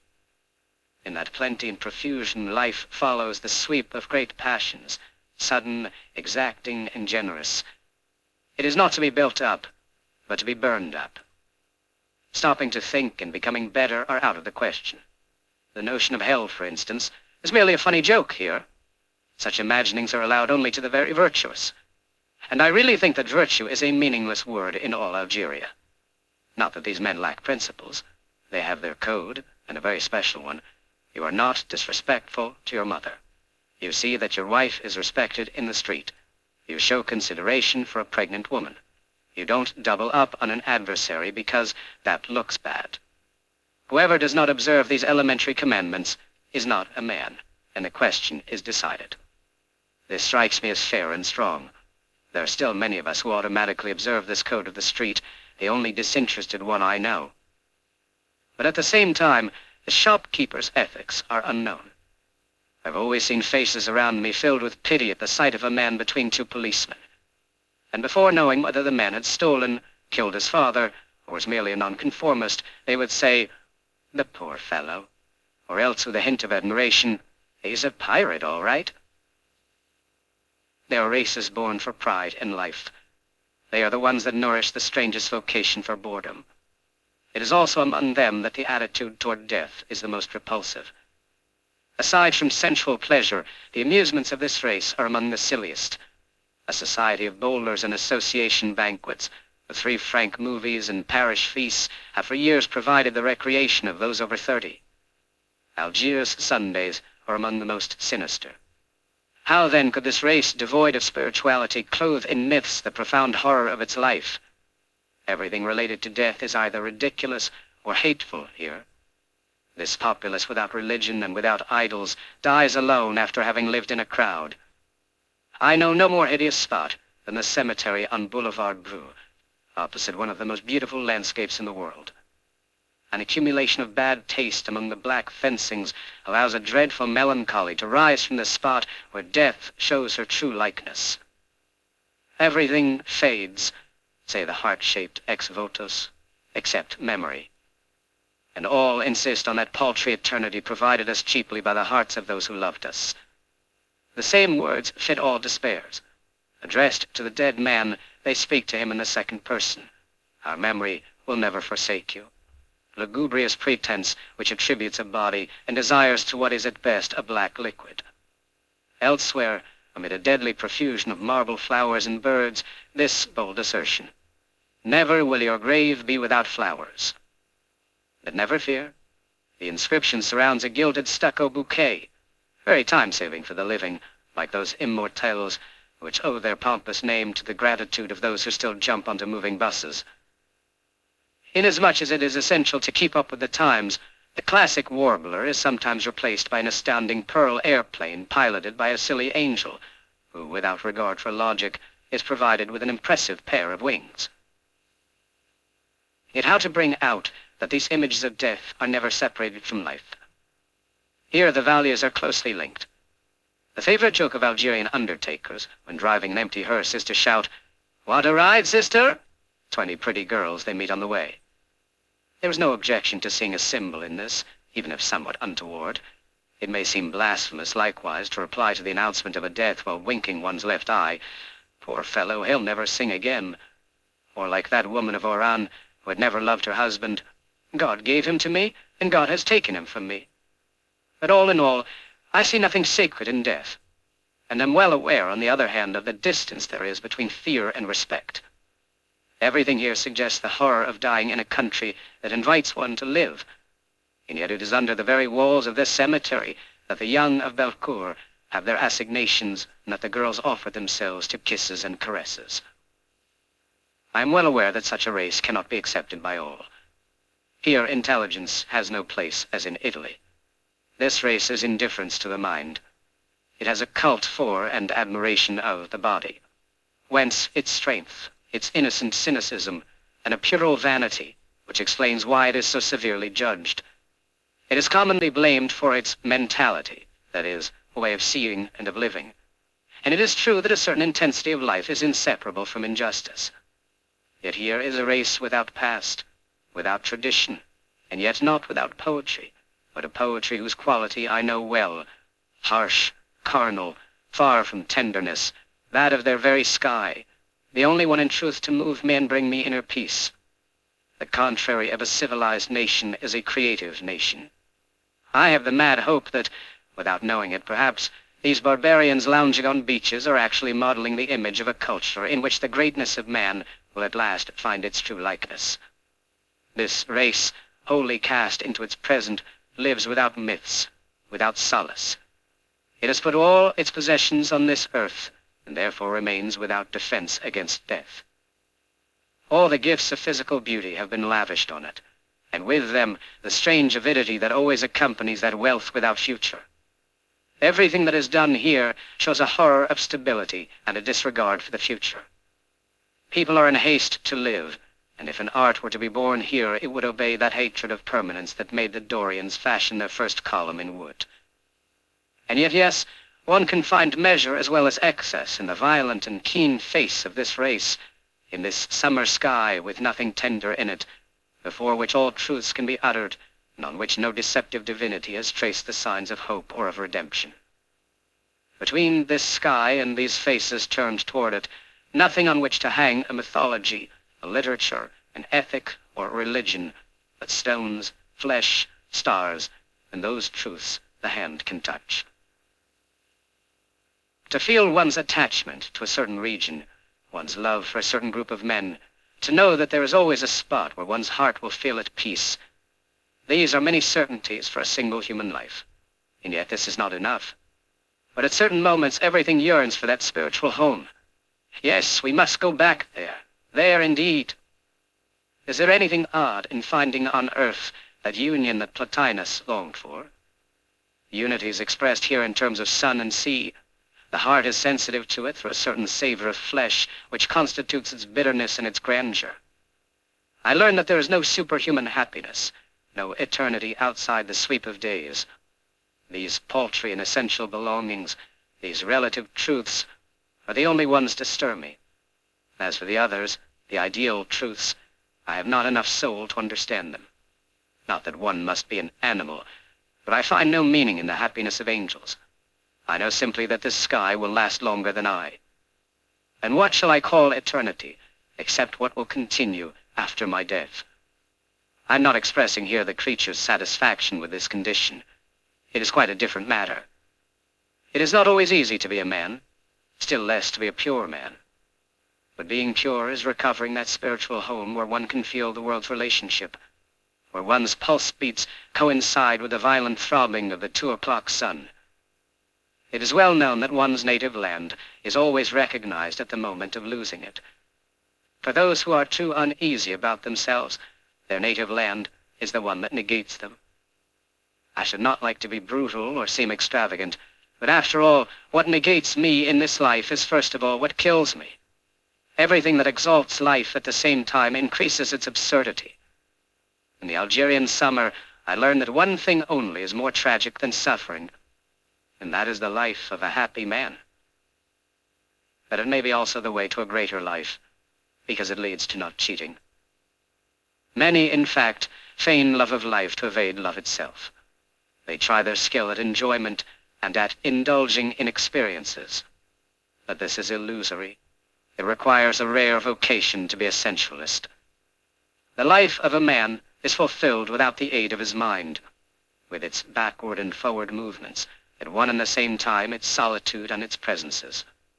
To see the men of Belcourt working, protecting their wives and children, and often without a reproach, I think one can feel a secret shame. To be sure, I have no illusions about it. There is not much love in the lives I am speaking of. I ought to say that not much remains. but at least they have evaded nothing. There are words I have never really understood, such as sin.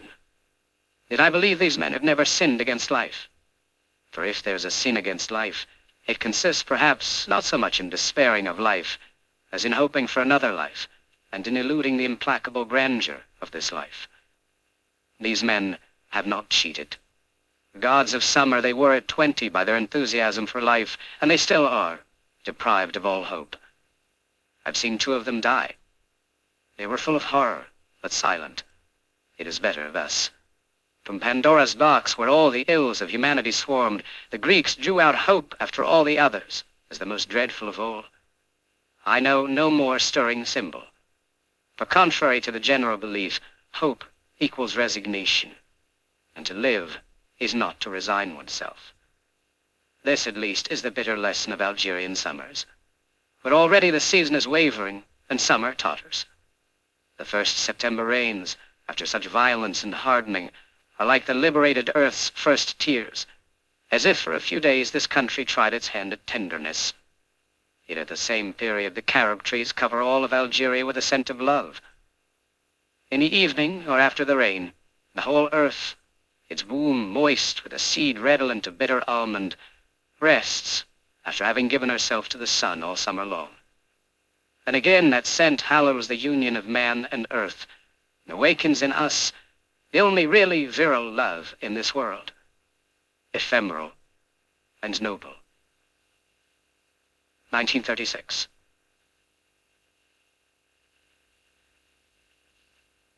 The Minotaur, or The Stop in Oran, for Pierre Galindo. This essay dates from 1939. The reader will have to bear this in mind to judge of the present-day Oran. Impassioned protests from that beautiful city assure me, as a matter of fact, that all the imperfections have been, or will be, remedied. On the other hand, the beauties extolled in this essay have been jealously respected. Happy and realistic city, Oran has no further need of writers. She is awaiting tourists. 1953. There are no more deserts. There are no more islands. Yet there is a need for them. In order to understand the world, one has to turn away from it on occasion.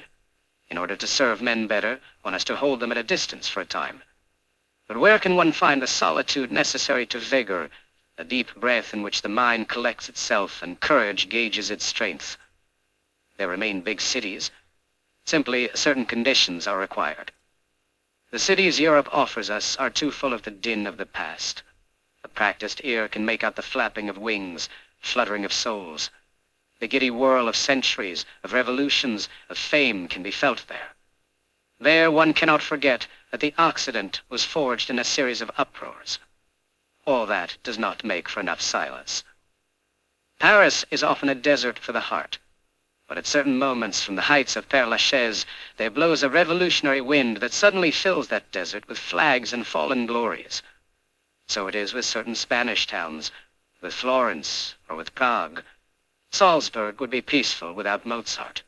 For from time to time there rings out over the Alsace the great proud cry of Don Juan as he plunges toward hell. Vienna seems more silent. She is a youngster among cities.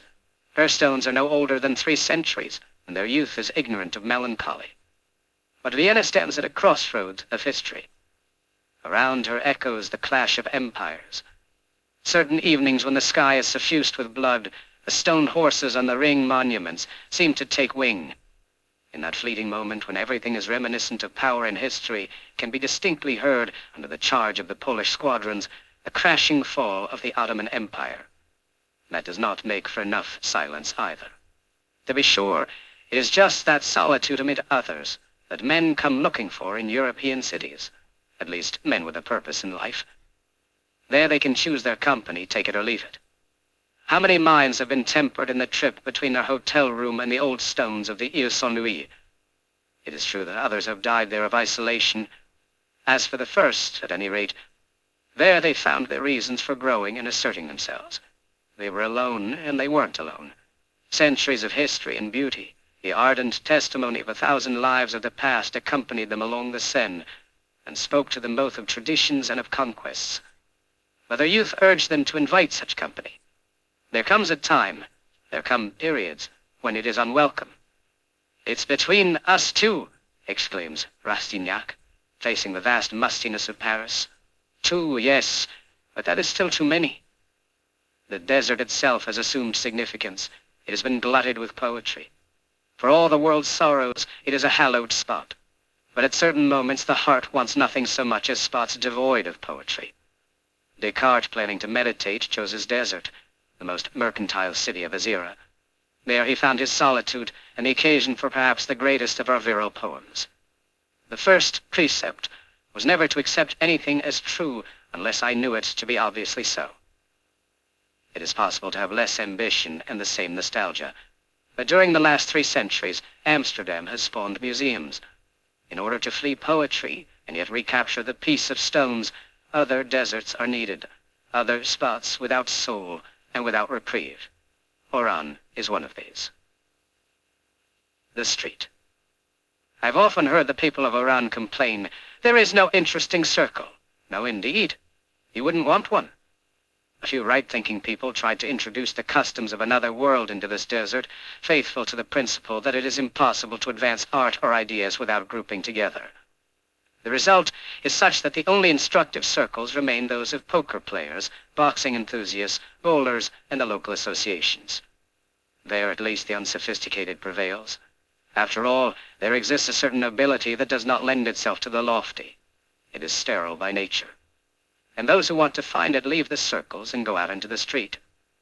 The streets of Oran are doomed to dust, pebbles, and heat.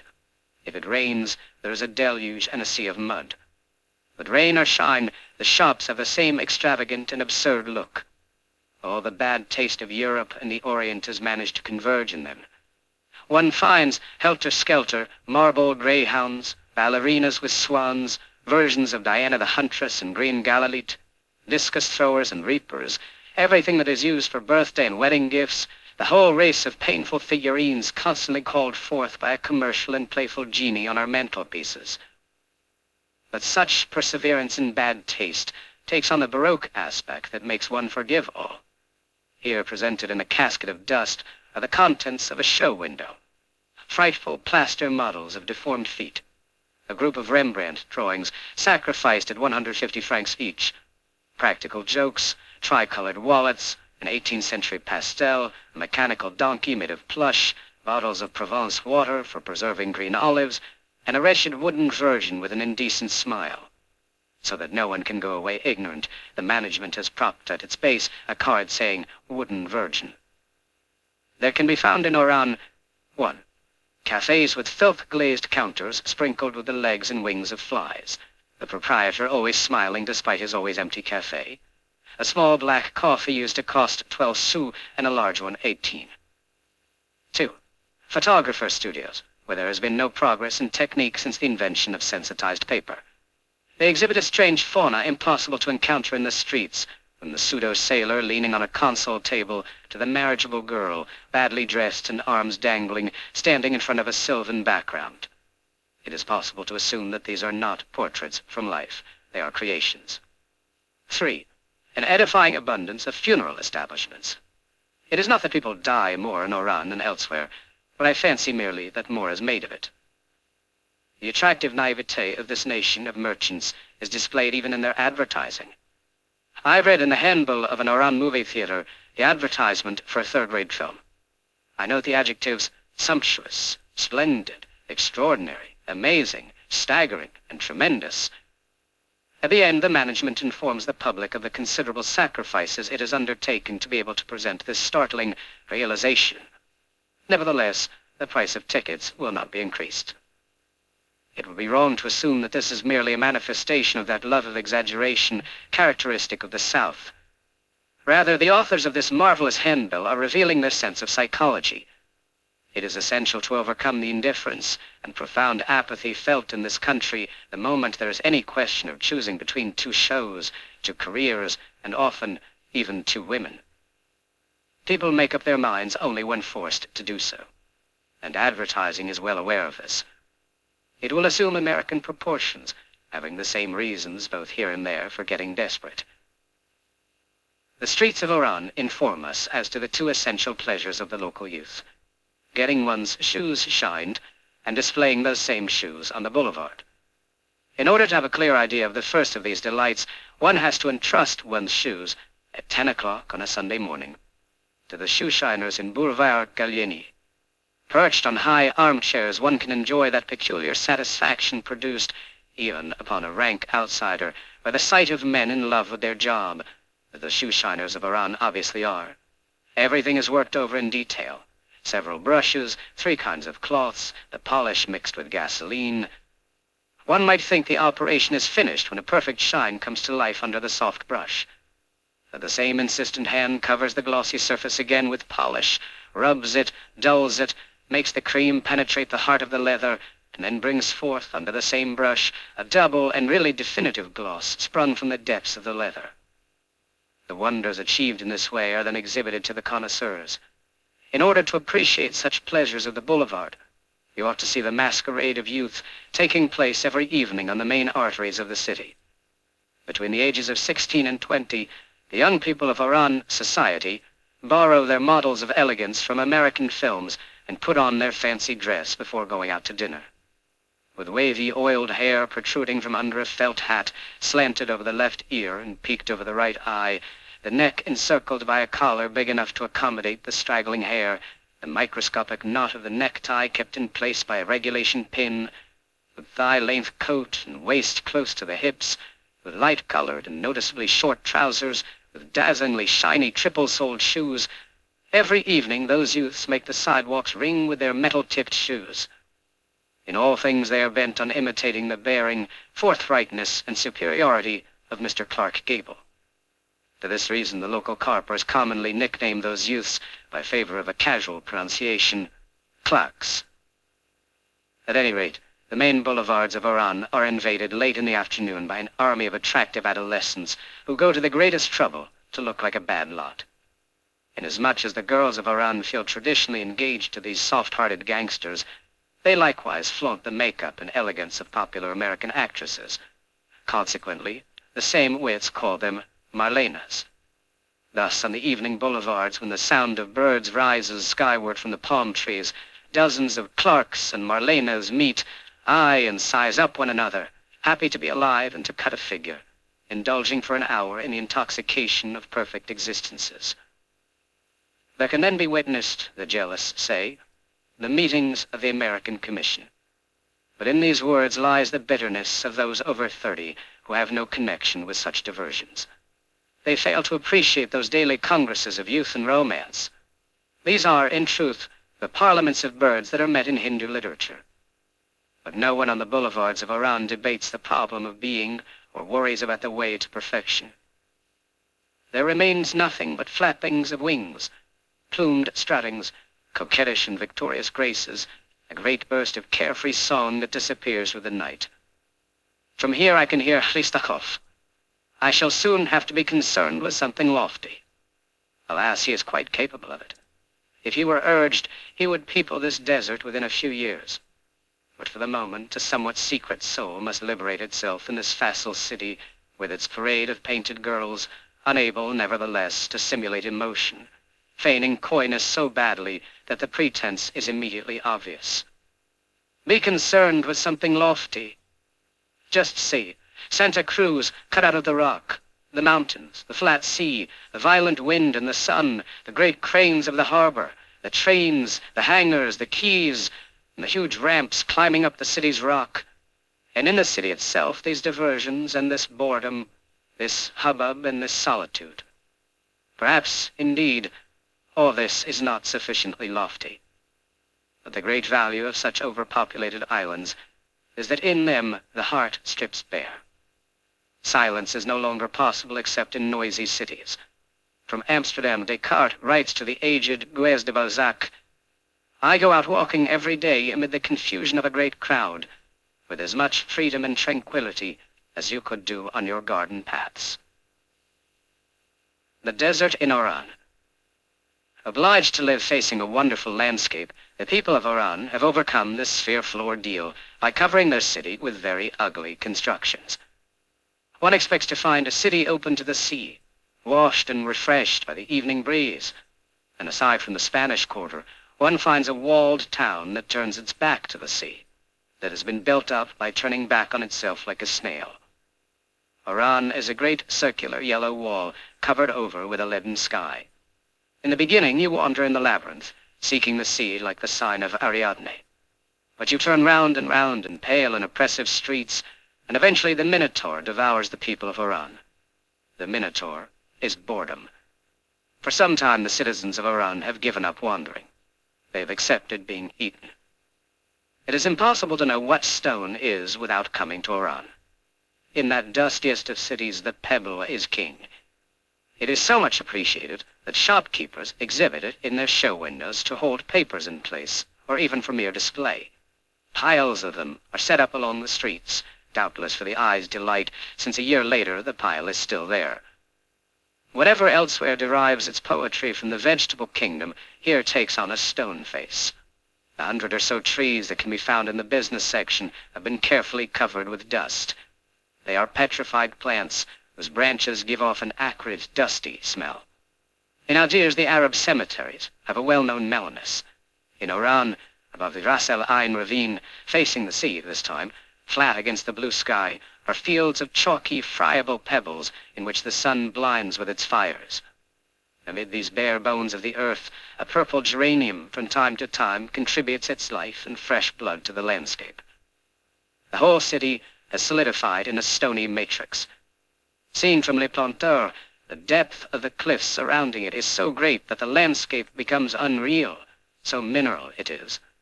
Man is outlawed from it. So much heavy beauty seems to come from another world. If the desert can be defined as a soulless place where the sky alone is king, then Oran is awaiting her prophets. All around and above the city, the brutal nature of Africa is indeed clad in her burning charms. She bursts the unfortunate stage setting with which she is covered. She shrieks forth between all the houses and over all the roofs. If one climbs one of the roads up the mountain of Santa Cruz, the first thing to be visible is the scattered colored cubes of Oran. But a little higher, and already the jagged cliffs that surround the plateau crouch in the sea like red beasts. Still a little higher, and a great vortex of sun and wind sweeps over, airs out, and obscures the untidy cities scattered in disorder all over a rocky landscape. The opposition here is between magnificent human anarchy and the permanence of an unchanging sea. This is enough to make a staggering scent of life rise toward the mountainside road. There is something implacable about the desert. The mineral sky of Oran, her streets and trees and their coating of dust, everything contributes to creating this dense and impassable universe in which the heart and mind are never distracted from themselves, nor from their sole object, which is man. I'm speaking here of difficult places of retreat. Books are written on Florence or Athens. Those cities have formed so many European minds that they must have a meaning. They have the means of moving to tears or of uplifting. They quiet a certain spiritual hunger whose bread is memory. But can one be moved by a city where nothing attracts the mind, where the very ugliness is anonymous, where the past is reduced to nothing? Emptiness, boredom, an indifferent sky. What are the charms of such places? Doubtless solitude, and perhaps the human creature. For a certain race of men, wherever the human creature is beautiful is a bitter native land. Oran is one of its 1,000 capitals. Sports. The Central Sporting Club on Rue de Fonduc in Oran is giving an evening of boxing, which it insists will be appreciated by real enthusiasts. Interpretive, this means that the boxers on the bill are far from being stars, that some of them are entering the ring for the first time, and that consequently you can count, if not on the skill, at least on the courage of the opponents. A native having thrilled me with the firm promise that blood would flow, I find myself that evening among the real enthusiasts. Apparently the latter never insist on comfort. To be sure, a ring has been set up at the back of a sort of whitewashed garage, covered with corrugated iron and violently lighted. Folding chairs have been lined up in a square around the ropes. These are the honor rings. Most of the length of the hall has been filled with seats, and behind them opens a large free space called lounge, by reason of the fact that not one of the 500 persons in it could take out a handkerchief without causing serious accidents. In this rectangular box live and breathe some 1,000 men, and 2 or 3 women, the kind who, according to my neighbor, always insist on attracting attention. Everybody is sweating fiercely. While waiting for the fights of the young hopefuls, a gigantic phonograph grinds out a Tino Rossi record. This is the sentimental song before the murder. The patience of a true enthusiast is unlimited. The fight announced for 9 o'clock has not even begun at 9:30, and no one has protested. The spring weather is warm, and the smell of a humanity in shirt sleeves is exciting. Lively discussion goes on among the periodic explosions of lemon soda corks and the tireless lament of the Corsican singer. A few late arrivals are wedged into the audience when a spotlight throws a blinding light onto the ring. The fights of the young hopefuls begin. The young hopefuls, or beginners, or fighting for the fun of it, are always eager to prove this by massacring each other at the earliest opportunity, in defiance of technique. They were never able to last more than 3 rounds. The hero of the evening in this regard is young Kid Airplane, who in regular life sells lottery tickets on cafe terraces. His opponent, indeed, hurtled awkwardly out of the ring at the beginning of the 2nd round after contact with a fist wielded like a propeller. The crowd got somewhat excited, but this is still an act of courtesy. Bravely, it breathes in the hallowed air of the embrocation. It washes these series of slow rites and unregulated sacrifices, made even more authentic by the propitiatory designs on the white wall of the fighters' shadows. These are the deliberate ceremonial prologues of a savage religion. The trance will not come until later. And it so happens that the loudspeaker announces Amar, a tough Oranese who has never been disarmed, against Perez, the slugger from Algiers. An uninitiate would misinterpret the yelling that greets the introduction of the boxers in the ring. He would imagine some sensational combat in which the boxers were to settle a personal quarrel known to the public.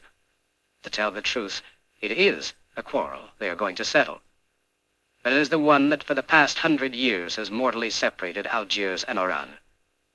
Back in history, these 2 North African cities would have already bled each other white as Pisa and Florence did in happier times.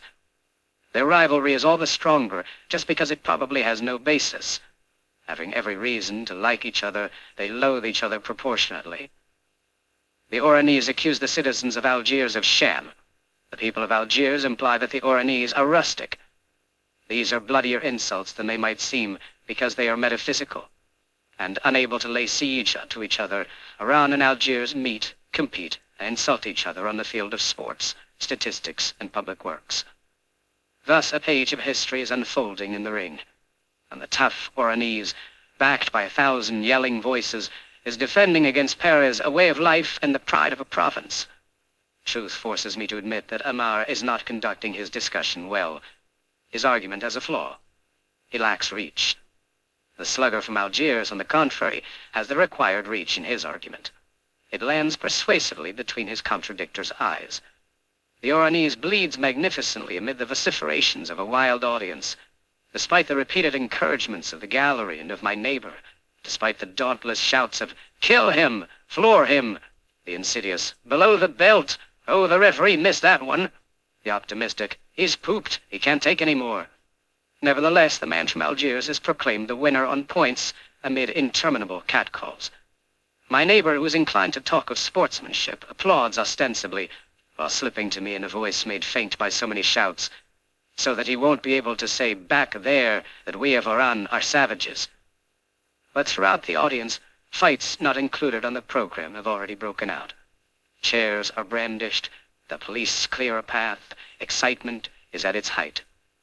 In order to calm these good people and contribute to the return of silence, the management, without losing a moment, commissions the loudspeaker to boom out, "Sambre Meuse." For a few minutes the audience has a really warlike look. Confused clusters of combatants and voluntary referees sway in the grip of policemen. The gallery exults and calls for the rest of the program with wild cries, cock-a-doodle-doos, and mocking catcalls drowned in the irresistible flood from the military band. But the announcement of the big fight is enough to restore calm. This takes place suddenly, without flourishes, just as actors leave the stage once the play is finished. With the greatest unconcern, hats are dusted off, chairs are put back in place, and without transition, all faces assume the kindly expression of the respectable member of the audience who has paid for his ticket to a family concert. The last fight pits a French champion of the Navy against an Oran boxer. This time the difference in reach is to the advantage of the latter. But his superiorities during the first rounds do not stir the crowd. They are sleeping off the effects of their first excitement. They are sobering up. They are still short of breath. If they applaud, there is no passion in it. They hiss without animosity. The audience is divided into two camps, as is appropriate in the interest of fairness. But each individual's choice obeys that indifference that follows on great expenditures of energy. If the Frenchman holds his own, if the Oranese forgets that one doesn't lead with the head, the boxer is bent under a volley of hisses, but immediately pulled upright again by a burst of applause. Not until the 7th round does sport rise to the surface again, at the same time that the real enthusiasts begin to emerge from their fatigue. The Frenchman, to tell the truth, has touched the mat, and eager to win back points, has hurled himself on his opponent. "What did I tell you?" said my neighbor. "It's going to be a fight to the finish." Indeed, it is a fight to the finish. Covered with sweat under the pitiless light, both boxers open their guard, close their eyes as they hit, shove with shoulders and knees, swap their blood, and snort with rage. As one man, the audience has stood up and punctuates the efforts of its two heroes. It receives the blows, returns them, echoes them in 1,000 hollow, panting voices. The same ones who had chosen their favorite in indifference cling to their choice through obstinacy and defend it passionately. Every 10 seconds a shout from my neighbor pierces my right ear. "Go to it, Gob! Come on, Navy!" While another man in front of us shouts to the Oranese, "Anda, hombre!" The man and the Gob go to it, and together with them, in this temple of whitewash, iron, and cement, an audience completely given over to gods with cauliflower ears. Every blow that gives a dull sound on the shining pectorals echoes in vast vibrations in the very body of the crowd, which with the boxers is making its last effort. In such an atmosphere, a draw is badly received. Indeed, it runs counter to a quite Manichaean tendency in the audience. There is good and there is evil, the winner and the loser. One must be either right or wrong. The conclusion of this impeccable logic is immediately provided by 2,000 energetic lungs accusing the judges of being sold or bought. But the Gob has walked over and embraced his rival in the ring, drinking in his fraternal sweat. This is enough to make the audience, reversing its view, burst out in sudden applause. My neighbor is right. They are not savages. The crowd pouring out under a sky full of silence and stars has just fought the most exhausting fight. It keeps quiet and disappears furtively, without any energy left for postmortems. There is good, and there is evil. That religion is merciless. The band of faithful is now no more than a group of black and white shadows disappearing into the night. For force and violence are solitary gods. They contribute nothing to memory. On the contrary, they distribute their miracles by the handful in the present. They are made for this race without past, which celebrates its communions around the prize ring. These are rather difficult rites, but ones that simplify everything. Good and evil, winner and loser. At Corinth, 2 temples stood side by side, a temple of violence and a temple of necessity. Monuments. For many reasons due as much to economics as to metaphysics, it may be said that the Oranese style, if there is one, forcefully and clearly appears in the extraordinary edifice called the Maison du Coron. Oran hardly lacks monuments. The city has its quota of imperial marshals, ministers, and local benefactors. They are found in dusty little squares, resigned to rain and sun. They, too, converted to stone and boredom. But in any case, they represent contributions from the outside. In that happy Barbary, they are the regrettable marks of civilization. Oran, on the other hand, has raised up her altars and rostra to her own honor. In the very heart of the mercantile city, having to construct a common home for the innumerable agricultural organizations that keep this country alive, the people of Oran conceived the idea of building solidly a convincing image of their virtues, the Maison du Coron. To judge from the edifice, those virtues are 3 in number: boldness in taste, love of violence, and a feeling for historical syntheses. Egypt, Byzantium, and Munich collaborated in the delicate construction of a piece of pastry in the shape of a bowl upside down. Multicolored stones, most vigorous in effect, have been brought in to outline the roof. These mosaics are so exuberantly persuasive that at first you see nothing but an amorphous effulgence. But with a closer view, and your attention called to it, you discover that they have a meaning. A graceful colonist, wearing a bow tie and white pith helmet, is receiving the homage of a procession of slaves dressed in classical style. The edifice and its colored illustrations have been set down in the middle of a square in the to and fro of the little two-car trams, whose filth is one of the charms of the city. Oran greatly cherishes also the two lions of its place down, or parade ground. Since 1888, they have been sitting in state on opposite sides of the municipal stairs. Their author was named Cain. They have majesty and a stubby torso. It is said that at night they get down from their pedestal, one after the other, silently pace around the dark square, and on occasion urinate at length under the big dusty ficus trees. These, of course, are rumors to which the people of Oran lend an indulgent ear, but it is unlikely. Despite a certain amount of research, I have not been able to get interested in Cain. I merely learned that he had the reputation of being a skillful animal sculptor. Yet I often think of him. This is an intellectual bent that comes naturally in Oran. Here is a sonorously named artist who left an unimportant work here. Several 100,000 people are familiar with the easygoing beasts he put in front of a pretentious town hall. This is one way of succeeding in art. To be sure, these two lions, like thousands of works of the same type, are proof of something else than talent.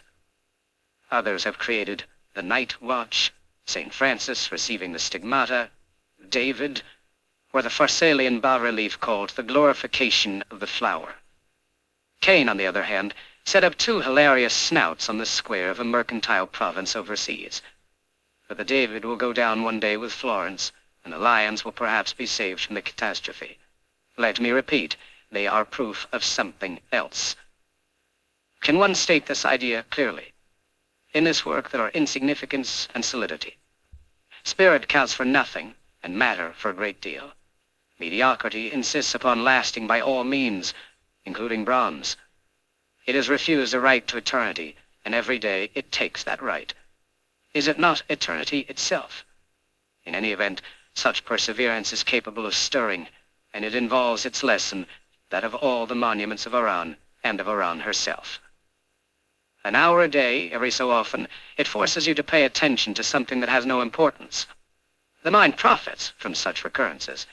In a sense, this is its hygiene, and since it absolutely needs its moments of humility, it seems to me that this chance to indulge in stupidity is better than others. Everything that is ephemeral wants to last. Let us say that everything wants to last. Human productions mean nothing else, and in this regard, Cain's lions have the same chances as the ruins of Angkor.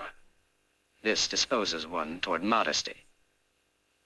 There are other Oranese monuments, or at least they deserve this name because they too stand for their city, and perhaps in a more significant way. They are the public works at present covering the coast for some 10 kilometers. Apparently, it is a matter of transforming the most luminous of bays into a gigantic harbor. In reality, it is one more chance for man to come to grips with stone. In the paintings of certain Flemish masters, a theme of strikingly general application recurs insistently: the building of the Tower of Babel. Vast landscapes, rocks climbing up to heaven, steep slopes teeming with workmen, animals, ladders, strange machines, cords, pulleys. Man, moreover, is there only to give scale to the inhuman scope of the construction. This is what the Oran coast makes one think of west of the city. Clinging to vast slopes, rails, dump cars, cranes, tiny trains. Under a broiling sun, toy-like locomotives round huge blocks of stone amid whistles, dust, and smoke. Day and night, a nation of ants bustles about on the smoking carcass of the mountain. Clinging all up and down a single cord against the side of the cliff, dozens of men, their bellies pushing against the handles of automatic drills, vibrate in empty space all day long, and break off whole masses of rock that hurtle down in dust and rumbling. Farther on, dump carts tip their loads over the slopes, and the rocks, suddenly poured seaward, bound and roll into the water, each large lump followed by a scattering of lighter stones. At regular intervals, at dead of night, on broad daylight, detonations shake the whole mountain and stir up the sea itself. Man, in this vast construction field, makes a frontal attack on stone.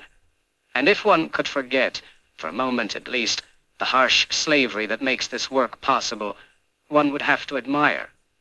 These stones, torn from the mountain, serve man in his plans. They pile up under the first waves, gradually emerge, and finally take their place to form a jetty, soon covered with men and machines which advance day after day toward the open sea. Without stopping, huge steel jaws bite into the cliff's belly, turn round, and disgorge into the water their overflowing gravel. As the coastal cliff is lowered, the whole coast encroaches irresistibly on the sea. Of course, destroying stone is not possible. It is merely moved from one place to another. In any case, it will last longer than the men who use it. For the moment, it satisfies their will to action. That in itself is probably useless. But moving things about is the work of men. One must choose doing that or nothing. Obviously, the people of Oran have chosen. In front of that indifferent bay, for many years more, they will pile up stones along the coast. In 100 years, tomorrow, in other words, they will have to begin again. But today, these heaps of rocks testify for the men in masks of dust and sweat who move about among them. The true monuments of Oran are still her stones. Ariadne's stone. It seems that the people of Oran are like that friend of Flaubert, who on the point of death, casting a last glance at this irreplaceable earth, exclaimed, "Close the window, it's too beautiful." They have closed the window. They have walled themselves in. They have cast out the landscape. But Flaubert's friend, Le Poitevin, died, and after him days continued to be added to days. Likewise, beyond the yellow walls of Oran, land and sea continue their indifferent dialogue. That permanence in the world has always had contrary charms for man. It drives him to despair and excites him. The world never says but one thing. First it interests, then it bores. But eventually it wins out by dint of obstinacy. It is always right. Already at the very gates of Oran, nature raises its voice. In the direction of Canastel, there are vast wastelands covered with fragrant brush. There sun and wind speak only of solitude. Above Oran, there is the mountain of Santa Cruz, the plateau and the myriad ravines leading to it. Roads once carriageable cling to the slopes overhanging the sea. In the month of January, some are covered with flowers. Daisies and buttercups turn them into sumptuous paths, embroidered in yellow and white. About Santa Cruz, everything has been said. But if I were to speak of it, I should forget the sacred processions that climb the rugged hill on feast days, in order to recall other pilgrimages. Solitary, they walk in the red stone, rise above the motionless bay, and come to dedicate to nakedness a luminous, perfect hour. Oran has also its deserts of sand, its beaches. Those encountered near the gates are deserted only in winter and spring. Then there are plateaus covered with asphodels, peopled with bare little cottages among the flowers. The sea rumbles a bit down below. Yet already the sun, the faint breeze, the whiteness of the asphodels, the sharp blue of the sky, everything makes one fancy summer. The golden youth then covering the beach, the long hours on the sand, and the sudden softness of evening. Each year on these shores there is a new harvest of girls in flower. Apparently they have but one season. The following year, other cordial blossoms take their place, which the summer before were still little girls with bodies as hard as buds. At 11 a.m., coming down from the plateau, all that young flesh, lightly clothed in motley materials, breaks on the sand like a multicolored wave. One has to go farther, strangely close, however, to that spot where 200,000 men are laboring, to discover a still virgin landscape. Long deserted dunes, where the passage of men has left no other trace than a worm-eaten hut. From time to time, an Arab shepherd drives along the top of the dunes the black and beige spots of his flock of goats.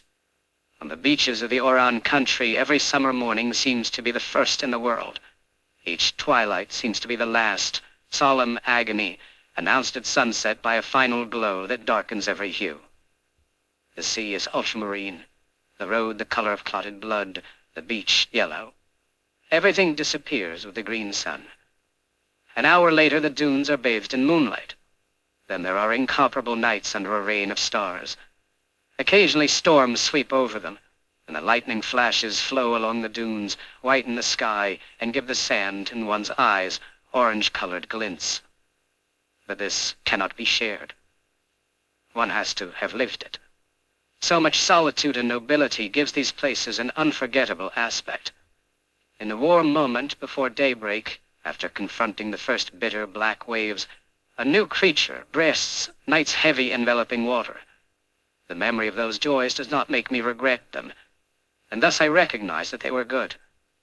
After so many years, they still last, somewhere in this heart which finds unswerving loyalty so difficult. And I know that today, if I were to go to the deserted dune, the same sky would pour down on me its cargo of breezes and stars. These are lands of innocence.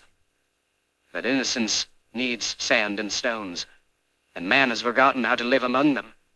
At least it seems so, for he has taken refuge in this extraordinary city where boredom sleeps. Nevertheless, that very confrontation constitutes the value of Oran. The capital of boredom, besieged by innocence and beauty, it is surrounded by an army in which every stone is a soldier. In the city, and at certain hours, however, what a temptation to go over to the enemy! What a temptation to identify oneself with those stones, to melt into that burning and impassive universe that defies history and its ferments. That is doubtless futile. But there is in every man a profound instinct which is neither that of destruction nor that of creation. It is merely a matter of resembling nothing. In the shadow of the warm walls of Oran, on its dusty asphalt, that invitation is sometimes heard. It seems that, for a time, the minds that yield to it are never disappointed. This is the darkness of Eurydice and the sleep of Isis. Here are the deserts where thought will collect itself, the cool hand of evening on a troubled heart. On this Mount of Olives, vigil is futile. The mind recalls and approves the sleeping apostles. Were they really wrong? They nonetheless had their revelation. Just think of Sakyamuni in the desert. He remained there for years on end, squatting motionless with his eyes on heaven. The very gods envied him that wisdom and that stone-like destiny. In his outstretched hands, the swallows had made their nest. But one day they flew away, answering the call of distant lands. And he who had stifled in himself desire and will, fame and suffering, began to cry. It happens thus that flowers grow on rocks. Yes, let us accept stone when it is necessary. That secret and that rapture we ask of faces can also be given us by stone. To be sure, this cannot last. But what can last, after all?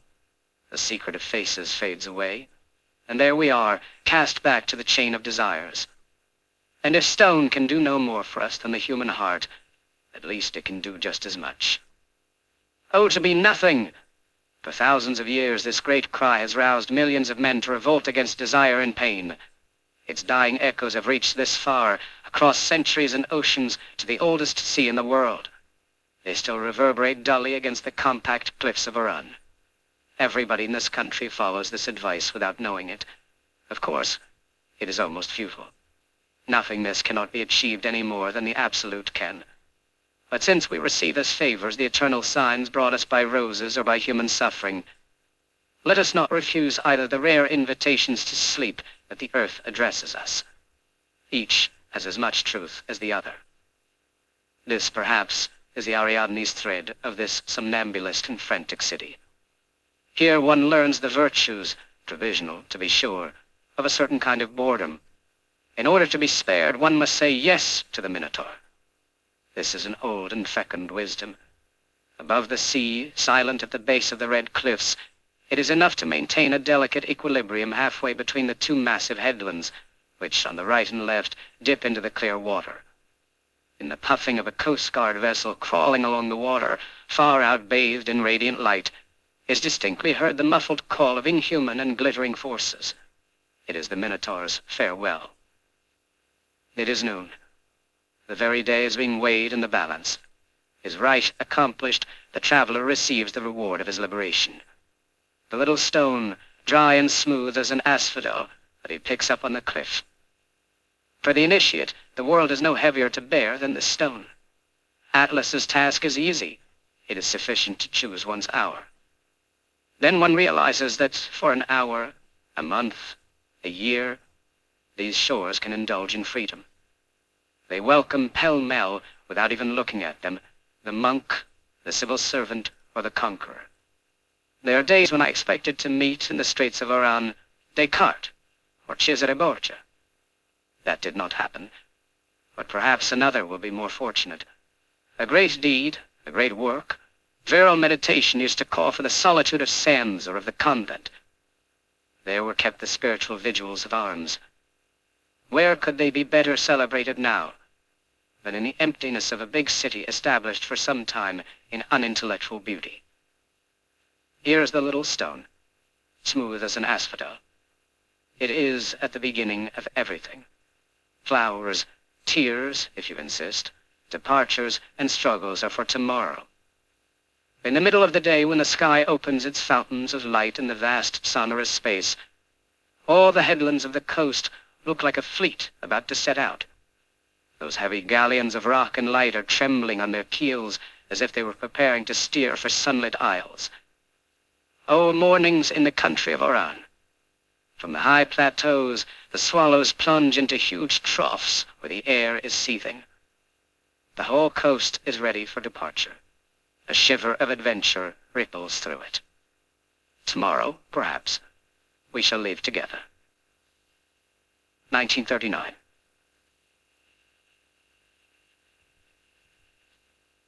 Helen's exile.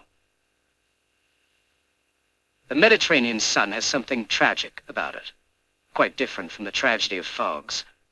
Certain evenings at the base of the seaside mountains, night falls over the flawless curve of a little bay, and there rises from the silent waters a sense of anguished fulfillment.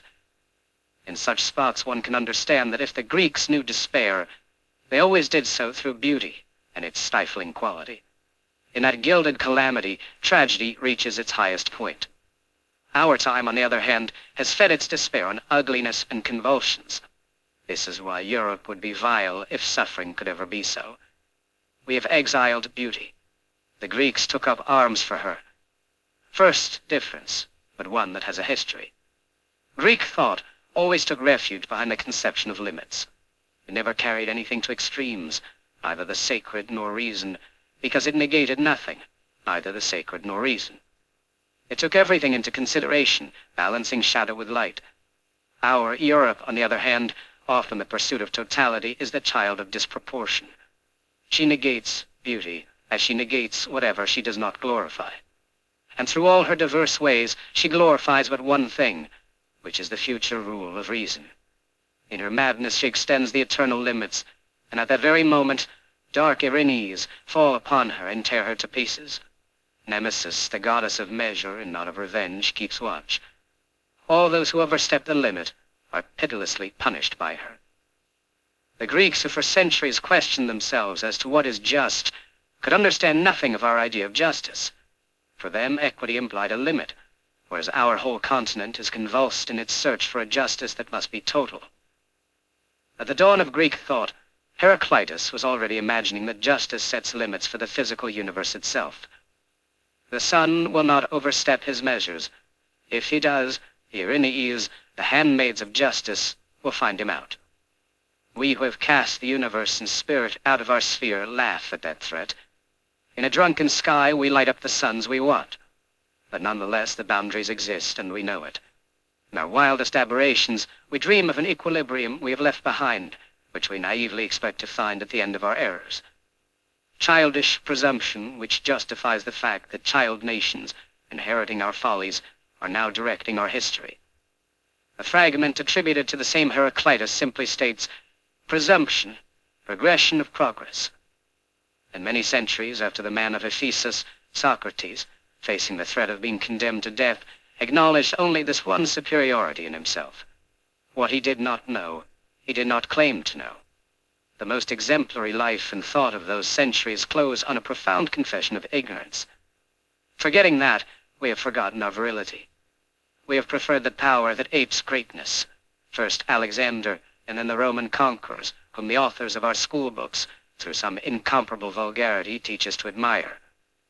We too have conquered, moved boundaries, mastered heaven and earth.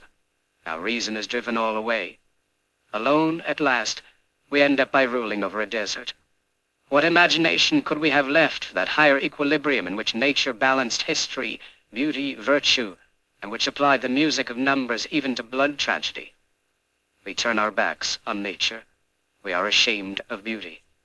Our wretched tragedies have a smell of the office clinging to them, and the blood that trickles from them is the color of printer's ink. This is why it is improper to proclaim today that we are the sons of Greece, or else we are the renegade sons. Placing history on the throne of God, we are progressing toward theocracy like those whom the Greeks called barbarians, and whom they fought to death in the waters of Salamis. In order to realize how we differ, one must turn to him among our philosophers who is the true rival of Plato. Only the modern city, Hegel dares write, offers the mind a field in which it can become aware of itself. We are thus living in the period of big cities. Deliberately, the world has been amputated of all that constitutes its permanence: nature, the sea, hilltops, evening meditation. Consciousness is to be found only in the streets, because history is to be found only in the streets. This is the edict, and consequently our most significant works show the same bias. Landscapes are not to be found in great European literature since Dostoevsky. History explains neither the natural universe that existed before it, nor the beauty that exists above it. Hence it chose to be ignorant of them. Whereas Plato contained everything, nonsense, reason, and myth, our philosophers contain nothing but nonsense or reason, because they have closed their eyes to the rest. The mole is meditating. It is Christianity that began substituting the tragedy of the soul for contemplation of the world. But at least Christianity referred to a spiritual nature and thereby preserved a certain fixity. With God dead, there remains only history and power. For some time, the entire effort of our philosophers has aimed solely at replacing the notion of human nature with that of situation, and replacing ancient harmony with the disorderly advance of chance or reason's pitiless progress. Whereas the Greeks gave to will the boundaries of reason, we have come to put the will's impulse in the very center of reason, which has, as a result, become deadly. For the Greeks, values pre-existed all action, of which they definitely set the limits. Modern philosophy places its values at the end of action. They are not, but are becoming, and we shall know them fully only at the completion of history. With values, all limit disappears, and since conceptions differ as to what they will be, since all struggles without the break of those same values spread indefinitely, today's messianisms confront one another and their clamors mingle in the clash of empires. Disproportion is a conflagration, according to Heraclitus. The conflagration is spreading. Nietzsche is outdistanced. Europe no longer philosophizes by striking a hammer, but by shooting a cannon. Nature is still there, however. She contrasts her calm skies and her reasons with the madness of men, until the atom, too, catches fire, and history ends in the triumph of reason and the agony of the species. But the Greeks never said that the limit could not be overstepped. They said it existed, and that whoever dared to exceed it was mercilessly struck down. Nothing in present history can contradict them.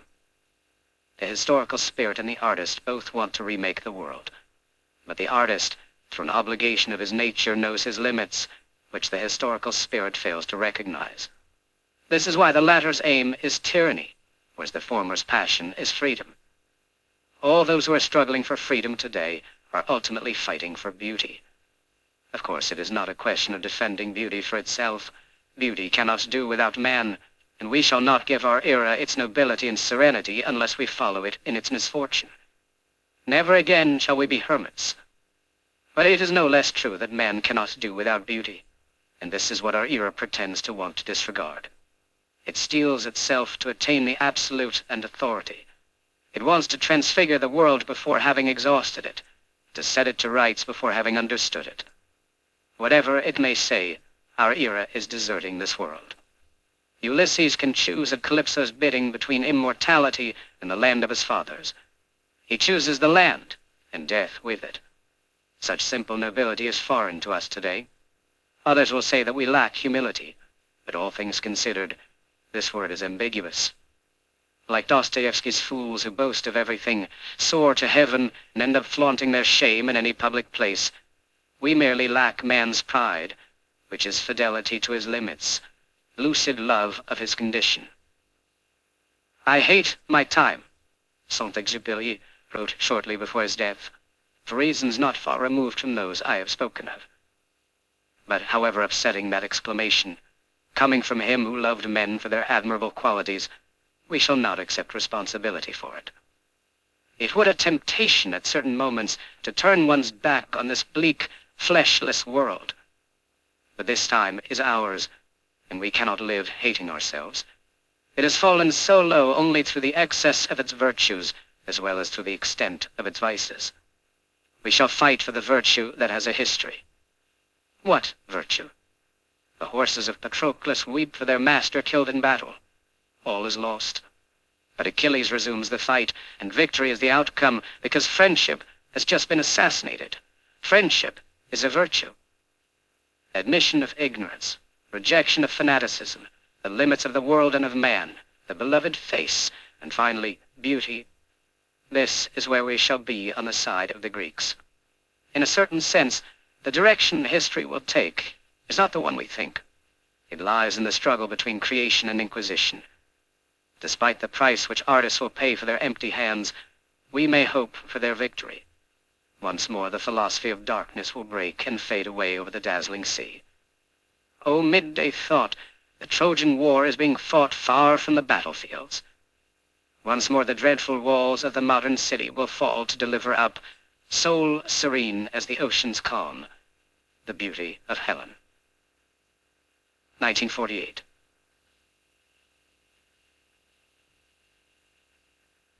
Return to Tipaza. From Medea. You have navigated with raging soul, far from the paternal home, passing beyond the sea's double rocks, and you now inhabit a foreign land. For 5 days rain had been falling ceaselessly on Algiers, and had finally wet the sea itself. From an apparently inexhaustible sky, constant downpours, viscous in their density, streamed down upon the Gulf. Gray and soft as a huge sponge, the sea rose slowly in the ill-defined bay. But the surface of the water seemed almost motionless under the steady rain. Only now and then a barely perceptible swelling motion would raise above the sea's surface a vague puff of smoke that would come to dock in the harbor under an arc of wet boulevards. The city itself, all its white walls dripping, gave off a different steam that went out to meet the first steam. Whichever way you turned, you seemed to be breathing water, to be drinking the air. In front of the soaked sea, I walked and waited in that December Algiers, which was for me the city of summers. I'd fled Europe's night, the winter of faces. But the summer city herself had been emptied of her laughter and offered me only bent and shining backs. In the evening, in the crudely lighted cafes where I took refuge, I read my age in faces I recognized without being able to name them. I merely knew that they had been young with me, and that they were no longer so. Yet I persisted without very well knowing what I was waiting for, unless perhaps the moment to go back to Tipaza. To be sure, it is sheer madness, almost always punished, to return to the sights of one's youth and try to relive at 40 what one loved or keenly enjoyed at 20. But I was forewarned of that madness. Once already I'd returned to Tipaza, soon after those war years that marked for me the end of youth. I hoped, I think, to recapture there a freedom I could not forget. In that spot, indeed, more than 20 years ago, I had spent whole mornings wandering among the ruins, breathing in the wormwood, warming myself against the stones, discovering little roses, soon plucked of their petals, which outlived the spring. Only at noon, at the hour when the cicadas themselves fell silent as if overcome, I would flee the greedy glare of an all-consuming light. Sometimes at night I would sleep open-eyed under a sky dripping with stars. I was alive then. 15 years later I found my ruins, a few feet from the first waves, I followed the streets of the forgotten walled city through fields covered with bitter trees, and on the slopes overlooking the bay, I still caressed the bread-colored columns. But the ruins were now surrounded with barbed wire, and could be entered only through certain openings. It was also forbidden, for reasons which it appears that morality approves, to walk there at night. By day, one encountered an official guardian. It just happened, that morning, that it was raining over the whole extent of the ruins. Disoriented, walking through the wet, solitary countryside, I tried at least to recapture that strength, hitherto always at hand, that helps me to accept what is, when once I've admitted that I cannot change it. And I could not, indeed, reverse the course of time and restore to the world the appearance I had loved, which had disappeared in a day long before. The 2nd of September, 1939, in fact. I had not gone to Greece, as I was to do. War, on the contrary, had come to us. Then it had spread over Greece herself. That distance, those years separating the warm ruins from the barbed wire, were to be found in me, too. That day as I stood before the sarcophaguses full of black water, or under the sodden tamarisks. Originally brought up surrounded by beauty, which was my only wealth, I had begun in plenty. Then had come the barbed wire. I mean tyrannies, war, police forces, the era of revolt. One had had to put oneself right with the authorities of night. The day's beauty was but a memory. And in this muddy tipaza, the memory itself was becoming dim. It was indeed a question of beauty, plenty, or youth. In the light from conflagrations, the world had suddenly shown its wrinkles and its wounds, old and new. It had aged all at once, and we with it. I'd come here looking for a certain lift, but I realized that it inspires only the man who is unaware that he is about to launch forward. No love without a little innocence. Where was the innocence? Empires were tumbling down. Nations and men were tearing at one another's throats. Our hands were soiled. Originally innocent without knowing it, we were now guilty without meaning to be. The mystery was increasing with our knowledge. This is why, O mockery, we were concerned with morality. Weak and disabled, I was dreaming of virtue. In the days of innocence, I didn't even know that morality existed. I knew it now, and I was not capable of living up to its standard. On the promontory that I used to love, among the wet columns of the ruined temple, I seemed to be walking behind someone whose steps I could still hear on the stone slabs and mosaics, but whom I should never again overtake. I went back to Paris, and remained several years before returning home. Yet I obscurely missed something during all those years. When one has once had the good luck to love intensely, life is spent in trying to recapture that ardor and that illumination, forsaking beauty and the sensual happiness attached to it, exclusively serving misfortune, calls for nobility I lack. But after all, nothing is true that forces one to exclude. Isolated beauty ends up simpering. Solitary justice ends up oppressing. Whoever aims to serve one exclusive of the other serves no one, not even himself, and eventually serves injustice twice. A day comes when, thanks to rigidity, nothing causes wonder anymore. Everything is known, and life is spent in beginning over again. These are the days of exile, of desiccated life, of dead souls. To come alive again, one needs a special grace, self-forgetfulness, or a homeland. Certain mornings, on turning a corner, a delightful dew falls on the heart and then evaporates. But its coolness remains, and this is what the heart requires always. I had to set out again. And in Algiers a second time, still walking under the same downpour which seemed not to have ceased since a departure I'd thought definitive, amid the same vast melancholy smelling of rain and sea, despite this misty sky, these backs fleeing under the shower, these cafes with sulphurous light distorted faces, I persisted in hoping. Didn't I know, besides, that Algiers' rains, despite their appearance of never meaning to end, nonetheless stop in an instant, like those streams in my country which rise in 2 hours, lay waste acres of land, and suddenly dry up? One evening, in fact, the rain ceased. I waited one night more. A limpid morning rose, dazzling over the pure sea.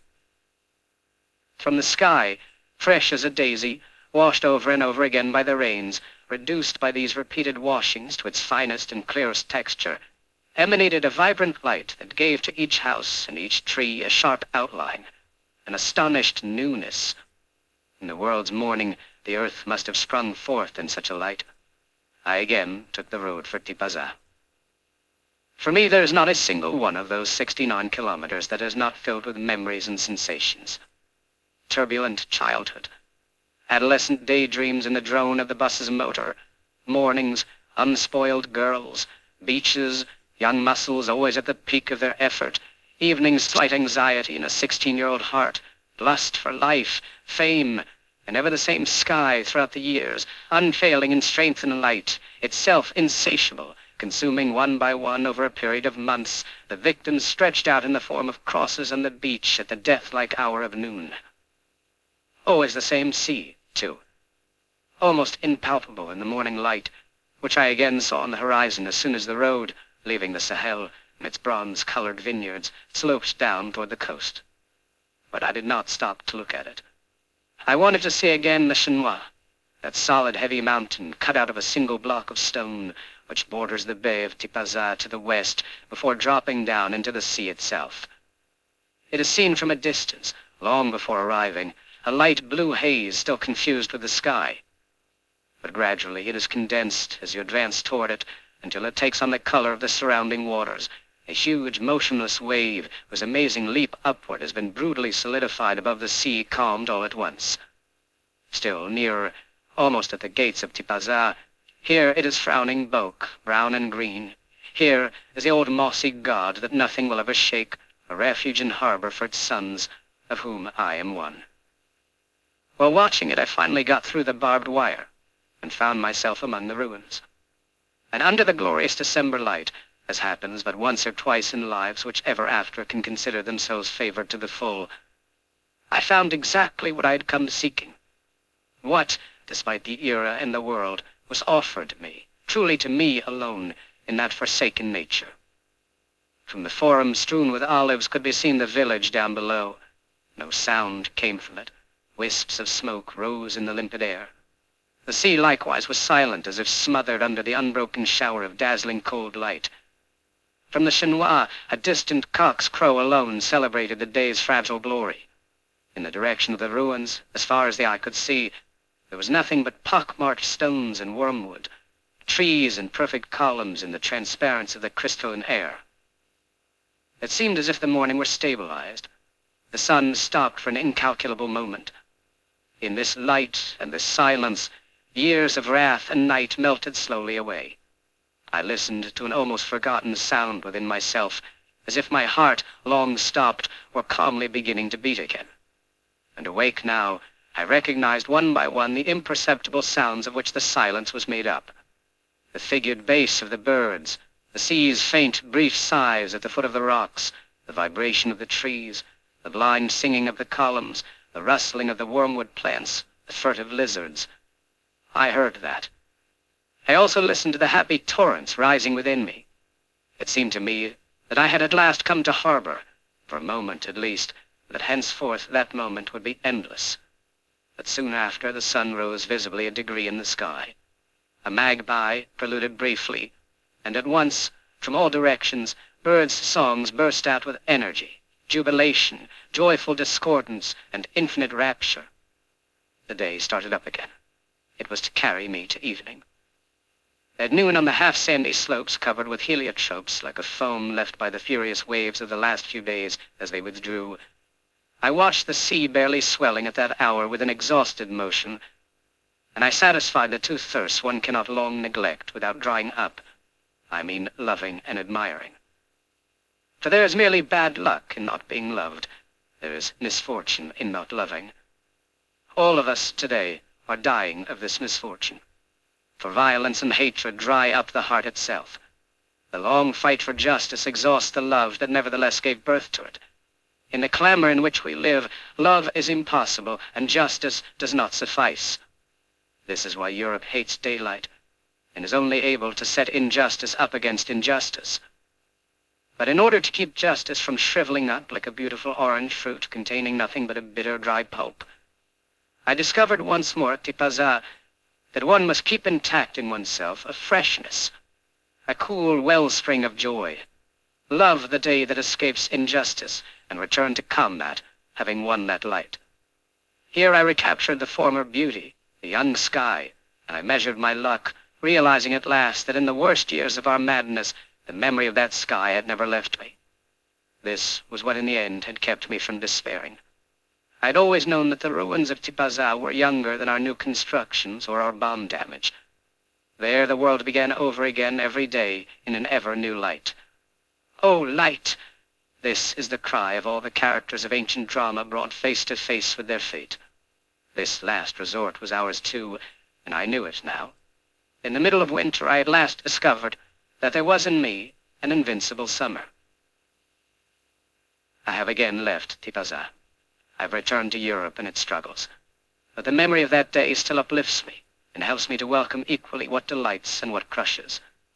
In the difficult hour we are living, what else can I desire than to exclude nothing and to learn how to braid with white thread and black thread a single cord stretched to the breaking point? In everything I have done or said up to now, I seem to recognize these two forces, even when they work at cross purposes. I've not been able to disown the light into which I was born, and yet I have not wanted to reject the servitudes of this time. It would be too easy to contrast here with the sweet name of Tipaza other more sonorous and crueler names.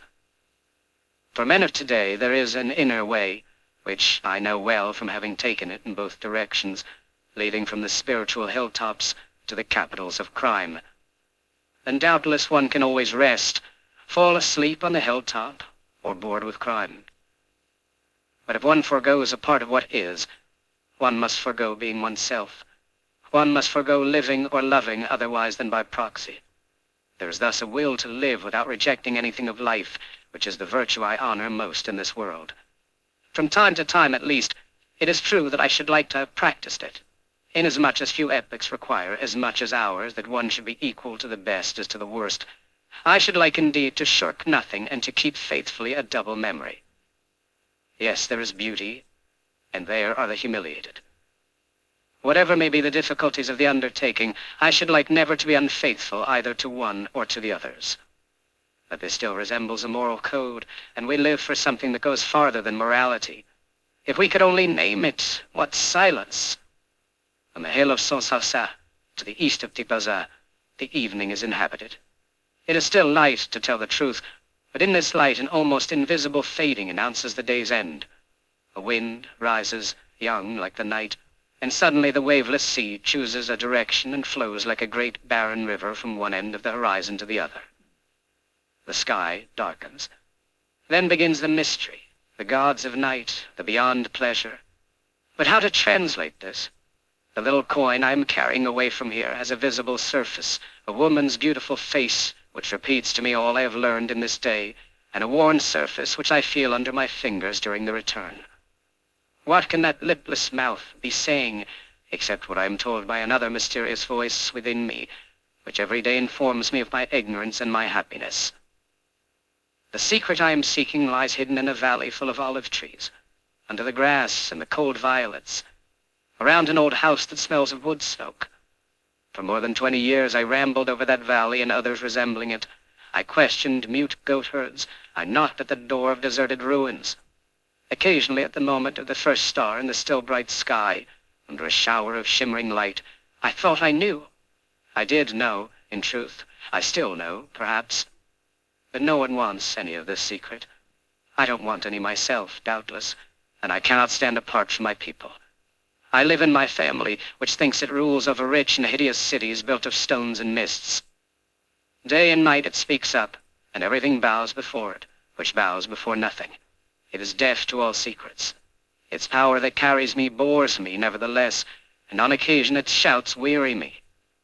But its misfortune is mine, and we are of the same blood.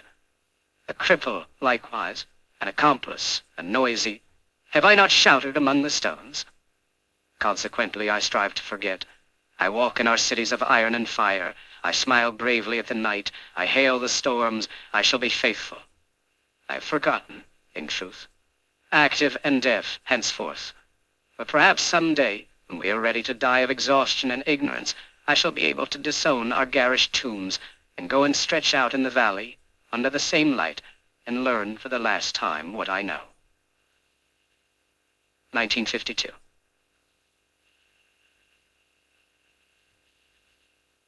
The Artist and His Time. 1. As an artist, have you chosen the role of witness? This would take considerable presumption, or a vocation I lack. Personally, I don't ask for any role, and I have but one real vocation. As a man, I have a preference for happiness. As an artist, it seems to me that I still have characters to bring to life without the help of wars or of law courts. But I've been sought out, as each individual has been sought out. Artists of the past could at least keep silent in the face of tyranny. The tyrannies of today are improved. They no longer admit of silence or neutrality. One has to take a stand, be either for or against. Well, in that case, I'm against. But this does not amount to choosing the comfortable role of witness. It is merely accepting the time as it is, minding one's own business, in short. Moreover, you are forgetting that today judges, accused, and witnesses exchange positions with exemplary rapidity.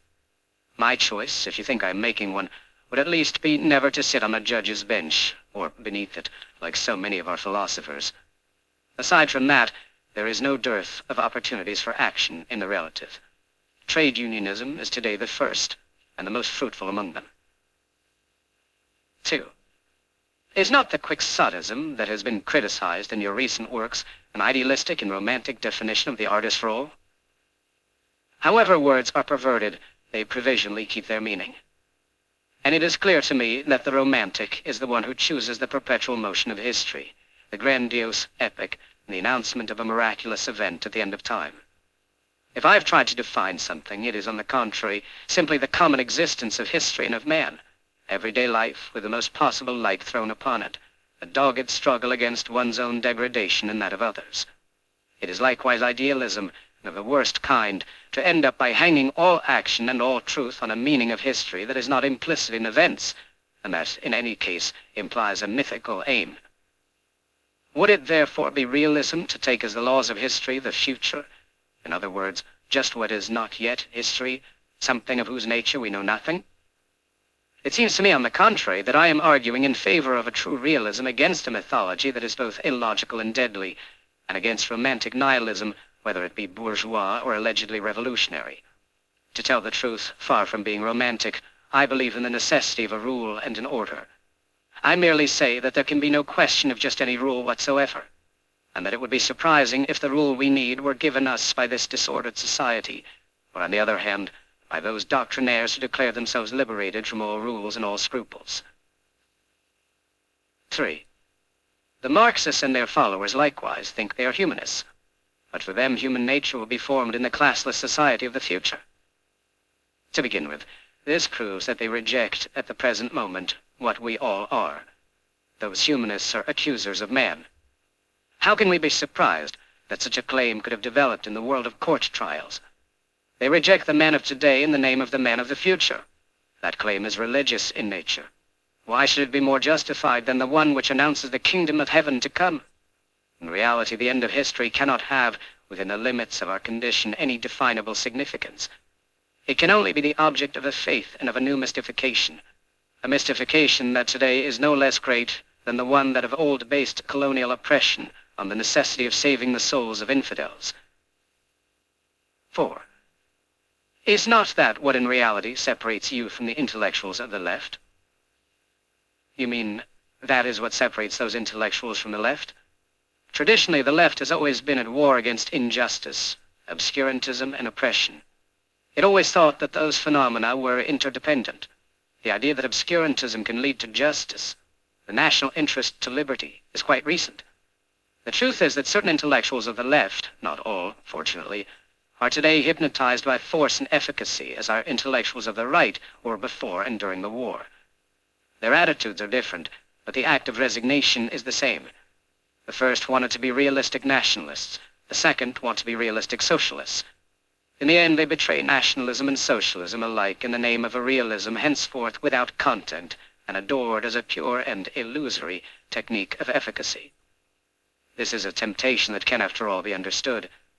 But still, however the question is looked at, The new position of the people who call themselves or think themselves leftists consists in saying certain oppressions are justifiable because they follow the direction which cannot be justified of history. Hence, there are presumably privileged executioners, and privileged by nothing. This is about what was said in another context by Joseph de Maistre, who has never been taken for an incendiary. But this is a thesis which, personally, I shall always reject. Allow me to set up against it the traditional point of view of what has been hitherto called the left. All executioners are of the same family. 5. What can the artist do in the world of today? He is not asked either to write about cooperatives or, conversely, to lull to sleep in himself the sufferings endured by others throughout history. And since you have asked me to speak personally, I'm going to do so as simply as I can. Considered as artists, we perhaps have no need to interfere in the affairs of the world, but considered as men, yes. The miner who is exploited or shot down, the slaves in the camps, those in the colonies, the legions of persecuted throughout the world, they need all those who can speak to communicate their silence and to keep in touch with them. I have not written day after day fighting articles and texts. I have not taken part in the common struggles because I desire the world to be covered with Greek statues and masterpieces. The man who has such a desire does exist in me, except that he has something better to do in trying to instill life into the creatures of his imagination. But from my first articles to my latest book, I have written so much, and perhaps too much, only because I cannot keep from being drawn toward everyday life, toward those, whoever they may be, who are humiliated and debased. They need to hope, and if all keep silent, or if they are given a choice between two kinds of humiliation, they will be forever deprived of hope, and we with them. It seems to me impossible to endure that idea, nor can he who cannot endure it lie down to sleep in his tower. Not through virtue, as you see, but through a sort of almost organic intolerance, which you feel or do not feel. Indeed, I see many who fail to feel it, but I cannot envy their sleep. This does not mean, however, that we must sacrifice our artist nature to some social preaching or other. I have said elsewhere why the artist was more than ever necessary. But if we intervene as men, that experience will have an effect upon our language. And if we are not artists in our language, first of all, what sort of artists are we? Even if, militants in our lives, we speak in our works of deserts and of selfish love, the mere fact that our lives are militant causes a special tone of voice to people with men that desert and that love. I shall certainly not choose the moment when we are beginning to leave nihilism behind to stupidly deny the values of creation in favor of the values of humanity, or vice versa. In my mind, neither one is ever separated from the other, and I measure the greatness of an artist, Molière, Tolstoy, Melville, by the balance he managed to maintain between the two. Today, under the pressure of events, we are obliged to transport that tension into our lives likewise. This is why so many artists, bending under the burden, take refuge in the ivory tower, or conversely, in the social church. But as for me, I see in both choices a like act of resignation. We must simultaneously serve suffering and beauty, the long patience, the strength, the secret cunning such service calls for, and the virtues that establish the very renaissance we need. One word more. This undertaking, I know, cannot be accomplished without dangers and bitterness. We must accept the dangers. The era of chair-bound artists is over, but we must reject the bitterness. One of the temptations of the artist is to believe himself solitary, and in truth, he hears this shouted at him with a certain base delight. But this is not true. He stands in the midst of all, in the same rank, neither higher nor lower, with all those who are working and struggling. His very vocation in the face of oppression is to open the prisons and to give a voice to the sorrows and joys of all. This is where art, against its enemies, justifies itself by proving precisely that it is no one's enemy. By itself, art could probably not produce the Renaissance which implies justice and liberty. But without it, that Renaissance would be without forms, and consequently would be nothing. Without culture, and the relative freedom it implies, society, even when perfect, is but a jungle. This is why any authentic creation is a gift to the future. 1953. The end.